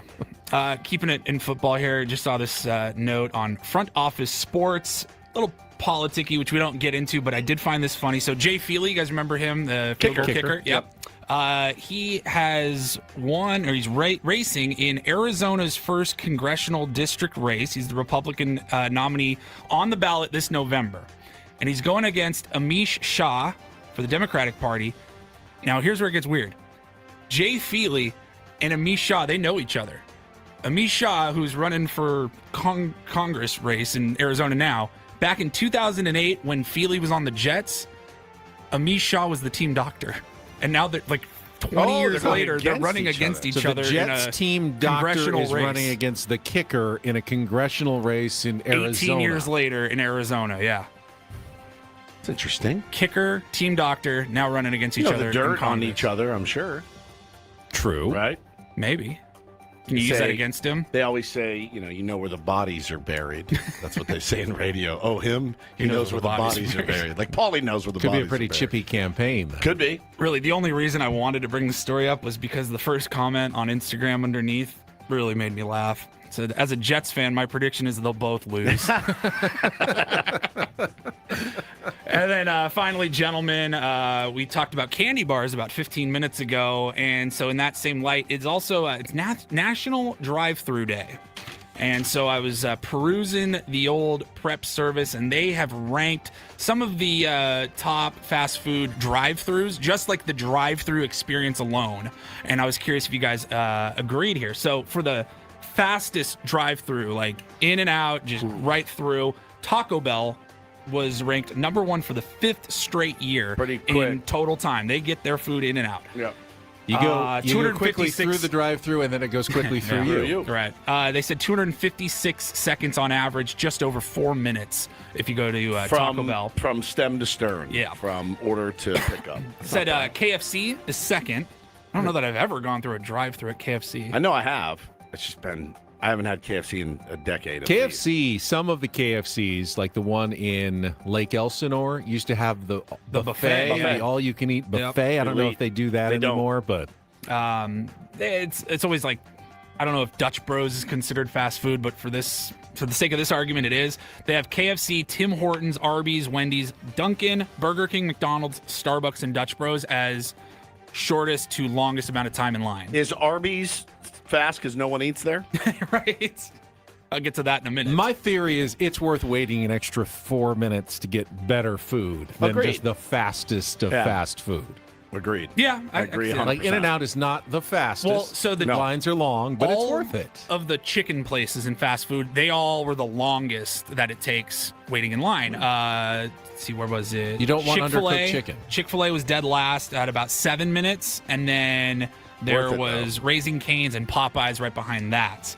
As far as which places will have the most cars in line on average, Dutch Brothers, Chick-fil-A, and Dutch Brothers, Raising Cane's. Those three. I go by the Dutch Brothers that's next to the Goat in Oceanside on like a weekend morning. There's like 180 cars in line at Dutch Brothers. And I thought, because my first thought was In-N-Out, like some of those In-N-Out lines are insane. That's true. But this is like national drive-through or fast food chains. I don't know that they've considered In-N-Out national because it's not everywhere. I just go in. I go in. Really? In-N-Out is pretty efficient. I don't mind waiting Very in and out. efficient. It's like 15 minutes. It doesn't feel like it's that long. I'm always tempted when I see the line stretching to the street to say, well, I'll just go in, but I don't think it's any faster. I think the line gets you through pretty quickly in the drive-thru. If you can find a parking spot too, sometimes that can be a trick. You're like, do I really want to park down the street? And then the drive-thru line blocks you from getting out sometimes, even if you do find a parking spot. That one it by can be my difficult. house is bananas. It is bananas. Traffic, like bumper to bumper. It's not out to the street, out to the main road. Yeah. I mean, it's a problem, actually. Yeah, and when I have to go into the gas station, that other gas station, I almost get in a wreck every time. I still haven't tried Culver's, which we don't have them here, but they do have them in Arizona. And they're like right up with In-N-Out in the burger rankings now. I think I've had it once. I don't know if I still have not had it yet. Do they have them in Indiana? I don't know. I haven't been to Indiana. Have to look it up. Chick-fil-A, Dutch Bros, Raising Cane's, most cars in line. The emptiest drive-through, Arby's. Kayla says Culver's is so good. Yeah, I want to try that They too. have like Let's go find it in cheese Arizona next curds time. that people say are really, really good. I've seen Everyone loves Culver's. butter All right. burgers. Butter burgers. I mean, shut up about Sounds food. I'm good. dying right now. I'm sorry. Candy bars, Oh, fast food. David says Culver's is hot garbage, but he's a food. Well, he's a foodie like you. Yeah. I trust David. We're both a little snobby. A little bit. Ken says Culver's frozen custard is I legit. don't like that word custard. It's ice cream. Yeah, It's just just a call it different ice cream. version of ice cream. Do you like gelato? Is that too Yeah, fancy? of a no, word? I like that. It's okay, but Custard frozen sounds custard like you don't turd. like? It just means it has egg in it. Like Yeah, I custard know. I isn't don't egg. just call it ice cream. Not all ice cream has egg. I don't like the word custard. When I worked at a restaurant in La Jolla years ago, we had to call our jam on brunch days, like weekend brunch, had to call it compote. Compote. Compote. It's jelly. I call it preserves. Jelly. Preserves. You go to Denny's, it's jam. You go to wherever in La Jolla, it's compote.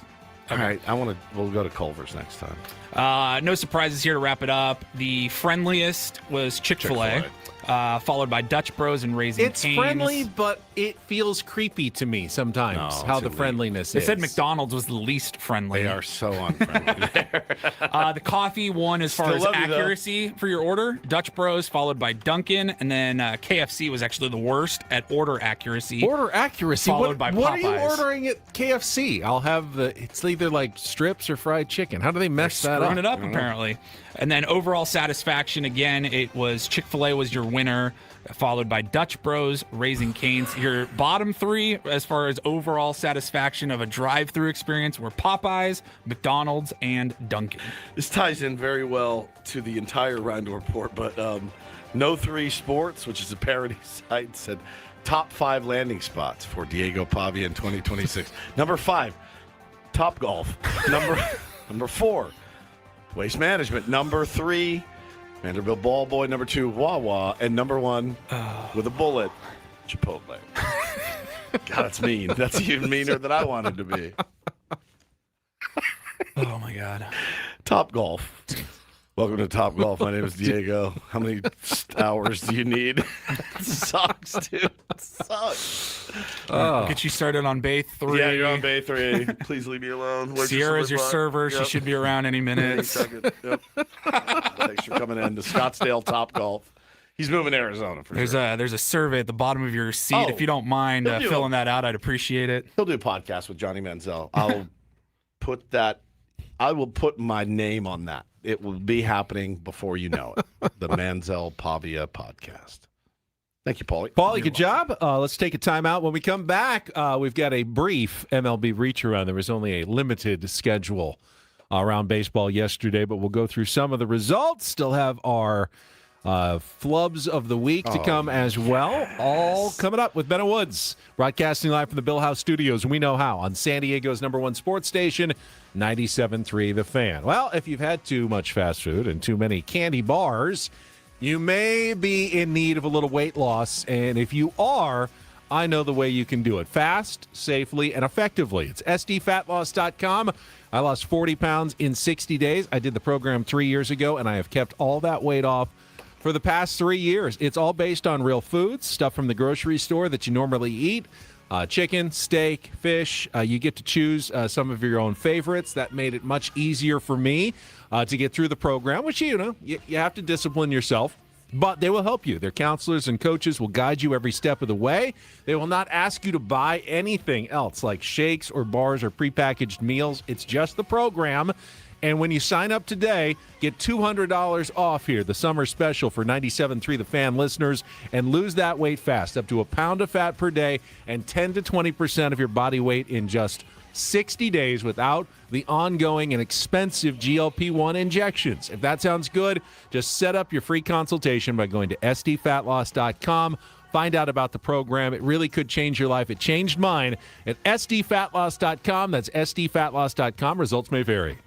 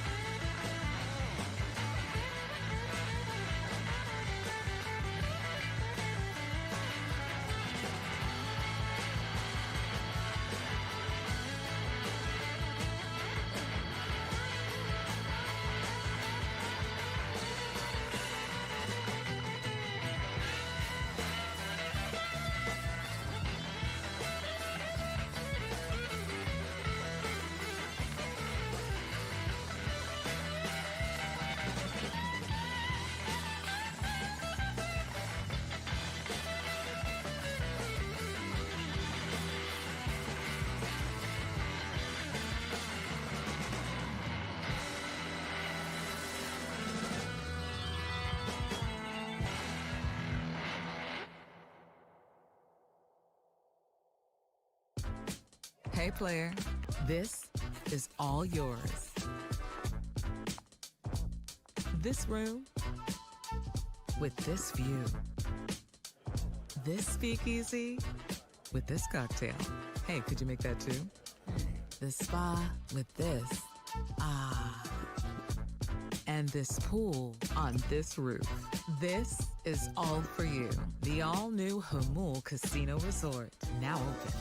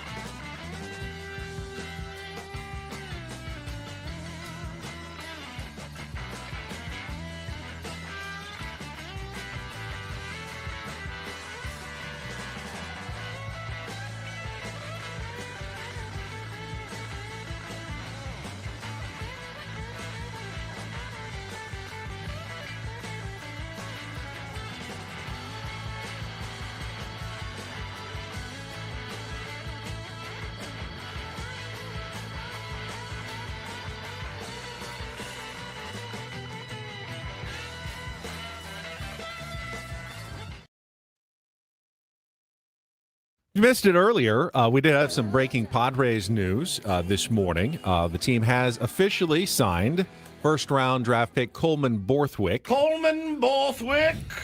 A.J. Preller did even confirm that when he joined us at 8 a.m. on our SDCCU management report. It's not Big Bank Banking. It is better. He said we're signing all of our picks. He said and then that I said all. And we never really specifically asked him about Grant Lord, right? Is the teammate of Coleman. Coleman Borthwick. And Coleman Borthwick. Who was presumed to be going to Mississippi State, I believe, on the big NIL deal, but the Padres trying to convince him to sign to play with his high school teammate from Florida. He now didn't deny for the San Diego Padres. You said Coleman Borthwick. That's our plan, and they did sign Borthwick for underslot, which would give them a little more money to try to convince Lord to sign with the San Diego Padres. We'll have the snootiest team at the very least, if not the best team. 100%. Yesterday, Padres traded Ron Marinaccio to the Pirates. That's not a sell move. That was we've already DFA'd him and just get something for him. So international pool money for, I believe, next year's international signings. Padres will start a 3-game series against the Marlins coming up today at 4:10 with our Eco Water SoCal pregame show at 3:10. But the stat that I mentioned with Darren at the end of his interview about Mason Miller and why, even if you love Mason Miller, you probably have to consider trading him, is that they're not using Mason Miller anymore. In the last 73 games, the Padres have only used Mason Miller 25 times. And as good as he is, you have this unbelievable talent that you're not getting leads for. Now, you could say, well, maybe next year they will. Yeah, that's true. And you'll be sad if you don't have Mason Miller and you have a ton of leads to protect in 2027. But right now, you have way other bigger problems. And Mason Miller is just sitting there impacting 1 out of every 27 innings that your team plays at the moment. Yeah, there's 26 other innings that they need help with right now. Man. And he's frustrated. I mean, you can tell AC just had it in his piece. He said, I want to pitch. I need to pitch. Pitching keeps you sharp, and I need to pitch. So that's sounds like a little frustration there, which is understandable. And Darren had the funny stat of Heath Bell having 43 saves in a 70-win season, but that's a good year for him. He's like, man, we probably wouldn't have won anything without me. That's what he wants to do. He wants to pitch. And you can't just pitch him just to pitch him. You're not going to pitch him when you're down 4-2 in the 8th inning. That's malpractice. That's the unfortunate part. Because then we all know the next day you'll have an opportunity for a save, and he won't be available. Yeah, I know, man. It's tough. It's funny, though, because at the beginning of the season, there was so much consternation of you're throwing Mason Miller too much. He's out there too many days. You got to be careful. You need him for the long haul. And here we are, the long summer of not that much Mason Miller out on the mound. Not at all. Which is unfortunate. It is. It sucks as a fan to not get to see him, come in and close out games. He's been the best at it. All right, what did the rest of baseball look like yesterday? Let's get to it. It is time for the MLB Reacharound. They're doing the Reacharound. They're doing the Reacharound. Everybody doing the Reacharound. Padres lose to the Atlanta Braves 6-5. There were only 4 other games in the big leagues yesterday. The most important from a Padres perspective, Arizona Diamondbacks won again. They've gotten hot. They've won 9 of their last 11 games after they beat the Cardinals 10-6, which drops the Padres 4 games back of the Diamondbacks for the 3rd and final wild card spot in the National League. Now, you do have, I believe, 2 more series left against the Diamondbacks the rest of the season, so you have some ability to influence that the rest of the way. But as they get further away, and we had the argument, kind of the buy or sell argument earlier, you could buy perfectly and get the exact pitching you need and play really well. You can't stop the Diamondbacks from playing well also, and if you can't outplay them by 5 games the rest of the way, then you may be chasing after nothing the rest of the season. And that's a real concern for the Padres going forward. Yeah, so wouldn't that be the worst thing long term? Of course. It's the worst thing long term. It would be exciting for us for the next 2.5 months, for sure, as fans, to be rooting for this team, and they're playing better, and they're creeping up the standings. But if they don't get in, and we burned, future capital that we could use, that would suck. Yeah, it would. Looking at the teams ahead of us in the wild card, Benny, the Pirates will take on the Cubs. That's a good series, good strong matchup there. The Cardinals will take on Cincinnati. Of course, the Miami Marlins will take on us. The Nationals will be taking on the Arizona Diamondbacks now. So this is what we're looking for. So you the next will few have days. some teams losing, but you'll also have some teams winning because they're playing each other. So you can't really gain significant ground. I mean, you need to beat the Marlins, of course, right? Yeah, if you win the series or sweep the Marlins, you'll be in a better spot on Monday. But you're not going to be in a playoff spot. I know that for a fact. The math just doesn't work out for you, and you'll be 1 week away officially from the trade deadline on Monday morning. Other finals yesterday: the Detroit Tigers got a 4-3 win over the Kansas City Royals. Dylan Dingler had the go-ahead RBI double in the bottom of the 8th inning. I watched that entire game, by the way, sitting at my desk, and it was Matty V and Eric Hosmer on the entire call. And Hos, it's funny. I didn't know he liked talking into a microphone that much, because when he was here, he never really did, ever. And he's okay. He's okay. You can tell he's got about, let's say he's a starting pitcher. He's got about 3 pitches in his arsenal, and he goes to them quite a bit. So he runs the same kind of, he's getting his feet wet with this, but he didn't do terribly. I'd rather listen to him than Oral Hershiser, I'll tell you that. Speaking of ex-ball players making their broadcasting debut. Broadcastering? Broadcastering. Is that a word? No, it's not. I just Broadcastering. Made it up. I like Broadcasting debut. Joey Votto will be on the NBC Peacock Sunday night game between the Yankees and the Phillies, making his debut this weekend. So I don't know how he's going to do at that job. Now, he's going to be working with who? Do we know yet? He is going to be working with... Is it Benetti? It's got to be Benetti. It's ESPN, right? He will be on the pregame show alongside Bob Costas. Oh, sick. Did you guys see the clip yesterday when he was asked by Brian Kenny? He's nervous, right? No. He's not nervous. He was phenomenal. Well, he's good, but I mean, I thought he said he was a little nervous. The thing with Brian Kenny? Yeah. I don't know. But this was cut down for Instagram, and they were asking him about PEDs. And what does he think about, letting guys into the Hall of Fame that have taken PEDs? I don't know that I've ever heard a baseball player speak maybe as eloquently as Joey Votto does. So I don't know how that's going to translate to a pregame show, but he's spectacular. Here's the quote about his NBC debut. He says, quote, "The thing I really like to do going into a baseball game is be as prepared as possible and in such a way that would simplify the game. And I am finding a challenge with this because I've never done this before and because my strengths are specific, but the game is vast. The only time I ever found I was nervous was when I was ill-prepared, and I was almost never ill-prepared." I don't know why he's not in baseball, in an organization, as an advisor, at least at the minimum, an advisor. In my mind, I watched him talk and I've watched him speak about hitting and stuff, and I go, why isn't he a part of a? Is it his problem with lying too much? Maybe, like he did with us. Swing looks great. No, he like in my mind, and maybe he doesn't want to. Maybe he's like, bro, I'm not doing a 162 game grind in spring training and staying late and going early to help these clowns that don't really want to learn about hitting. Maybe that's it.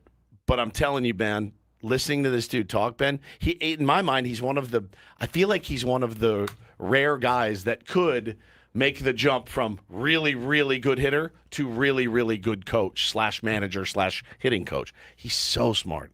Finally, the Toronto Blue Jays beat the Tampa Bay Rays 3-1. Rare win for the Blue Jays. Padres did seem to fix Shane Bieber a little bit as he went 7 innings and allowed just 1 earned run. He looked fantastic. And the Twins beat the Guardians 3-1 in 12 innings. You don't see that very often anymore with the extra runner, the free runner at second base.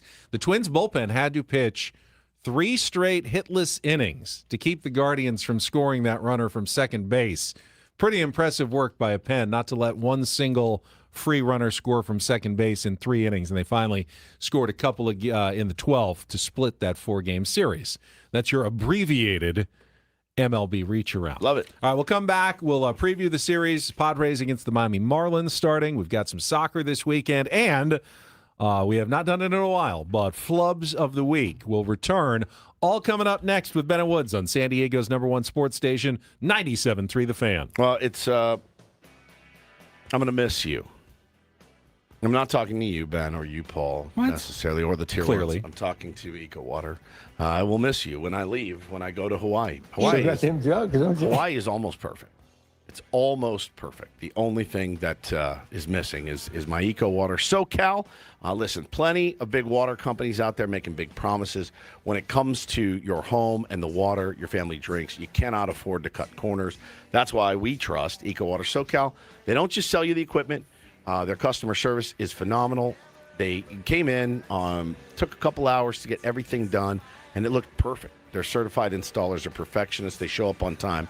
They respect your property. They make sure that the job is done right the first time. From the initial free water test to their flawless installation, it is a true white glove experience. If you want the best products and an elite team that treats you like family, these are the only guys to call. 760-350-3338, 760-350-3338, or go to ecowatersocal.com. Let them know Woodsy sent you. Not everything in life should be hard, especially your water. Keeping it soft since 1925.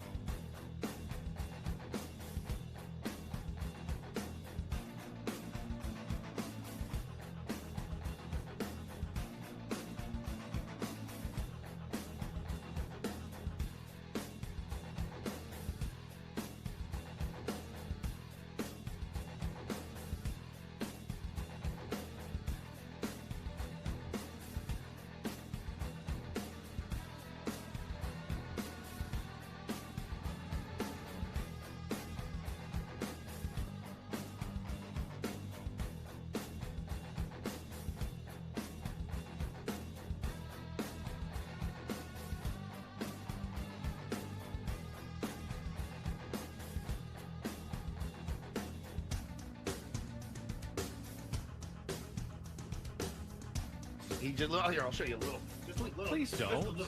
What hurts on you? Nothing at all. A little bit. Not that now. So let's say whatever you're about to touch is the only thing. Let's say it's gonna hurt. Right? All right, yeah. Okay. Pretend your knee hurts. Pretend your knee. It's going to in a second. Right here. Oh, that is not pleasant. Hey, player, this is all yours. This room with this view. This speakeasy with this cocktail. Hey, could you make that too? The spa with this. Ah. And this pool on this roof. This is all for you. The all-new Hamul Casino Resort, now open.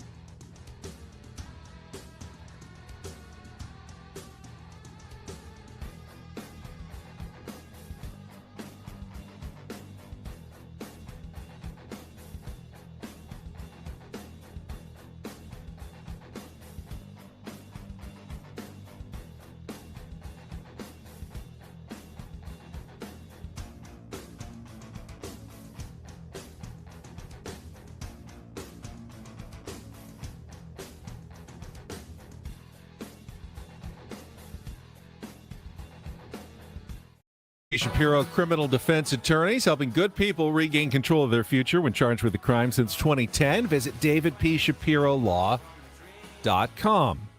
While LeBron James decided not to go to Miami, he's going to Philly. The Padres did decide to go to Miami, which is good because they have a 3-game series there starting tonight against the Miami Marlins. Your pitching matchup starts with German Marquez tonight against TBA. Still haven't seen a announced starter for the Marlins. He's for dangerous. this one. You got to be careful with TBA. TBA's nasty. Padres trying to hand the Marlins their 10th consecutive loss. They were the hottest team 10 days ago in baseball, and then they stopped winning, Tomorrow is a 1:10 start with J.P. Sears against Yuri Perez, who pretty good pitcher. And then Sunday is 10:40 a.m. our time, Walker Buehler against Jansen Junk. Padres will not see Max Meyer, who was placed on the injured list earlier this week, who's a really good pitcher, but is one of the reasons probably why the Marlins have started playing less well, because they're hitting some injuries, including their all-star on the IL with a neck strain. All right. The Get Right gang, I hope, does not make an appearance this weekend. Can't afford it to. Can't afford the Get Right gang to show up in Miami. You need to get right against the Miami Marlins. Yeah, they need to be the Get Right gang, right? And but it's really a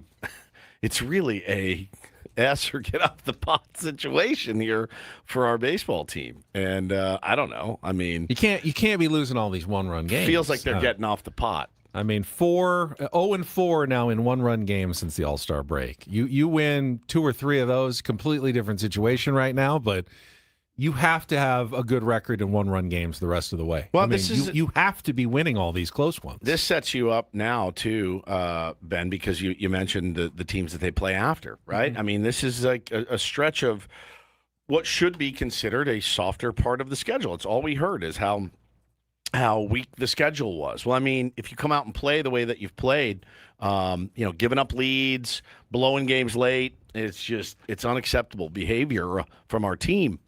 We need it. Yeah, 3 in Miami, then an off day on Monday. Yep. Then 2 against the Colorado Rockies on Tuesday and Wednesday at Petco Park, and then 4 games against the San Francisco Giants. Thursday, Friday, Saturday, Sunday. Don't think you're even going to hit Logan Webb in those 4, really, according to the projections right now.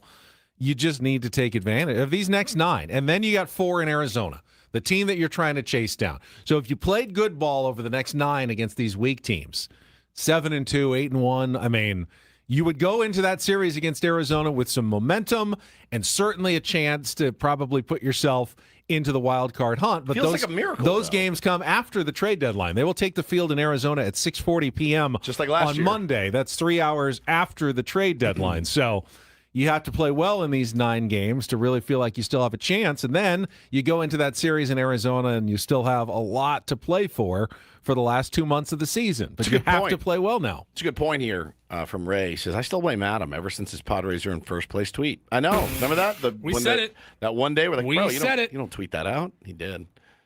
And then. Oh, I remember that. Who was it that told us? Was it Darren? No. Who told us they were the worst team in baseball since that certain date? I think Darren had that stat. Was that Darren's nugget? Yeah. Yeah, since that date. Since that date. They have the worst record in baseball. Or whatever, 11 games up. Yep. The worst team in baseball. That's can't happen. Just can't happen. I mean, I'm sure Mets broadcasters are saying the same thing based on where their payroll is at. I mean, it's weird because I've seen sloppy and bad baseball from the Padres over the years. That's not why they're bad this year. I've seen some pretty sloppy baseball. Catchers' interferences, bad base running. Greg Stanman talked about that yesterday. He said Mauricio Dubon is known as one of those guys, has that late swing, and you have to be aware of that. He gave, was it Freddie Fermin or was it behind the plate yesterday? He said, guys stealing, it's a little tougher situation where you're trying to grab it, and ended up with the catcher's interference. That first one, though, you got to be aware. He said Jake Cronenworth does it too. Yeah, he does. Other catchers need to be aware that Jake has that late kind of back in the zone swing that can lead to catcher's interference. And when you have guys who are trying to frame and reach out and grab the ball, which is what you're taught to get the good framing, it puts you vulnerable to catcher's interference. But it's just no excuse. You're a big league team.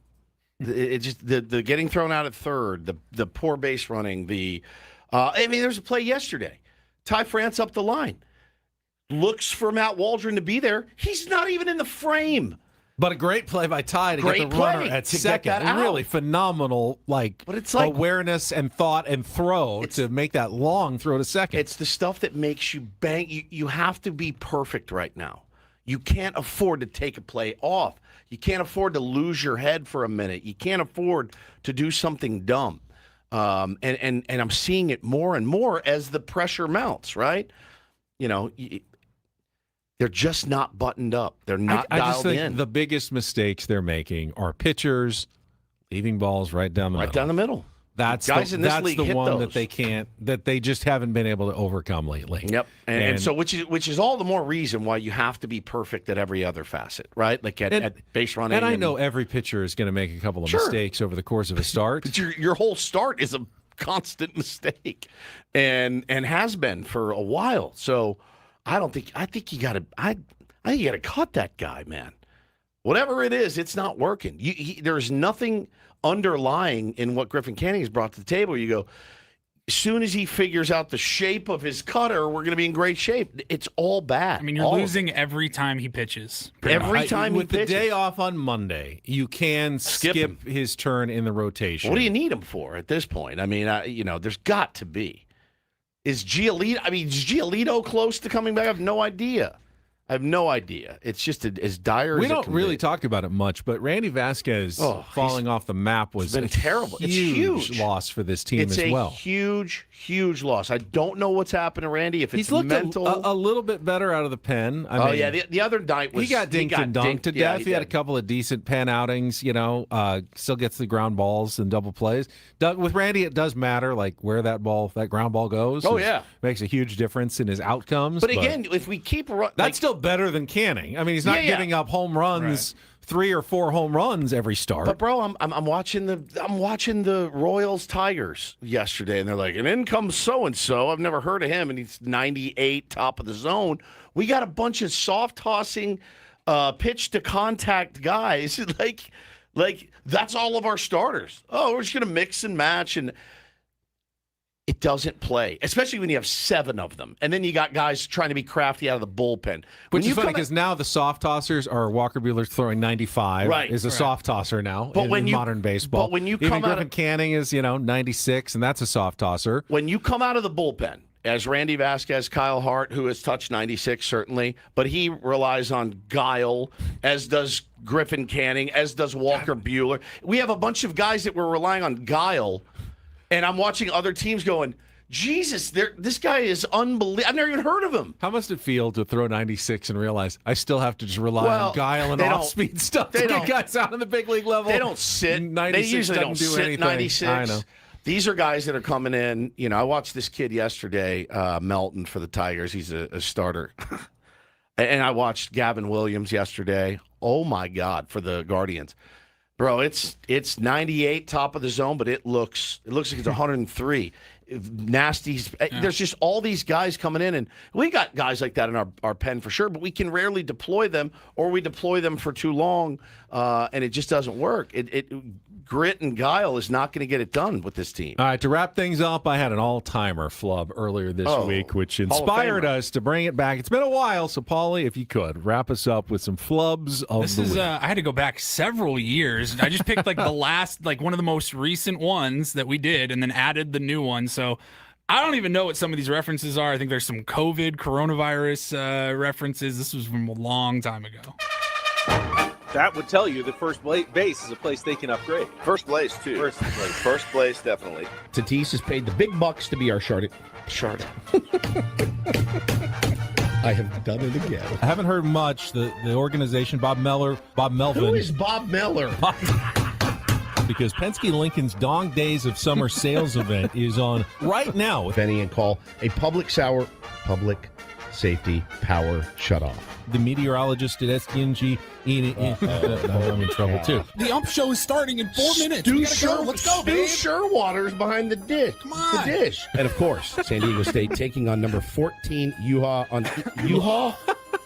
Ring it. All right, we'll play this audio for you. Oh, guys. Gnarly. It's gnarly. Out of St. Louis, California. First hour of Ben and Woods. Glad to have you with us on Wednesday morning. Glad to have you with there, wherever we are. And both times, Austin Nolan drove into one run. Who is Austin Nolan? Browns, Bengals, Bravens, 3-2-2 teams in that division. Ballast Point Beer, the official craft beer of the San Diego Padres, at Ballast Point in Little India. He's not 35. He will be before the contract is done. What is a contract? On our Odyssey Spotify podcast, just wherever you get your podcasts. That's all, folks. I could have done another 30 minutes, just so you know. Like, I could have easily listened to another 30 minutes. That predates moving Fernando Tatis Jr. to the outfield. Bob Melvin as manager of the Padres. I was going through some of the old, they were like 3 minutes long when we used to do them every Friday, and they were always chronological. So we'd run like 3 minutes worth and then kind of just push the old ones out. So if I really put the time in and went through all of the flubs that were saved from 6 years ago or whatever, I need it, and put the best ones in a montage, it would be really good radio. I need it so bad. I forgot how much I loved some of those. There's so many good ones. Sharding short. I can't even say it. I can't even say the flub. Sharding shortstop.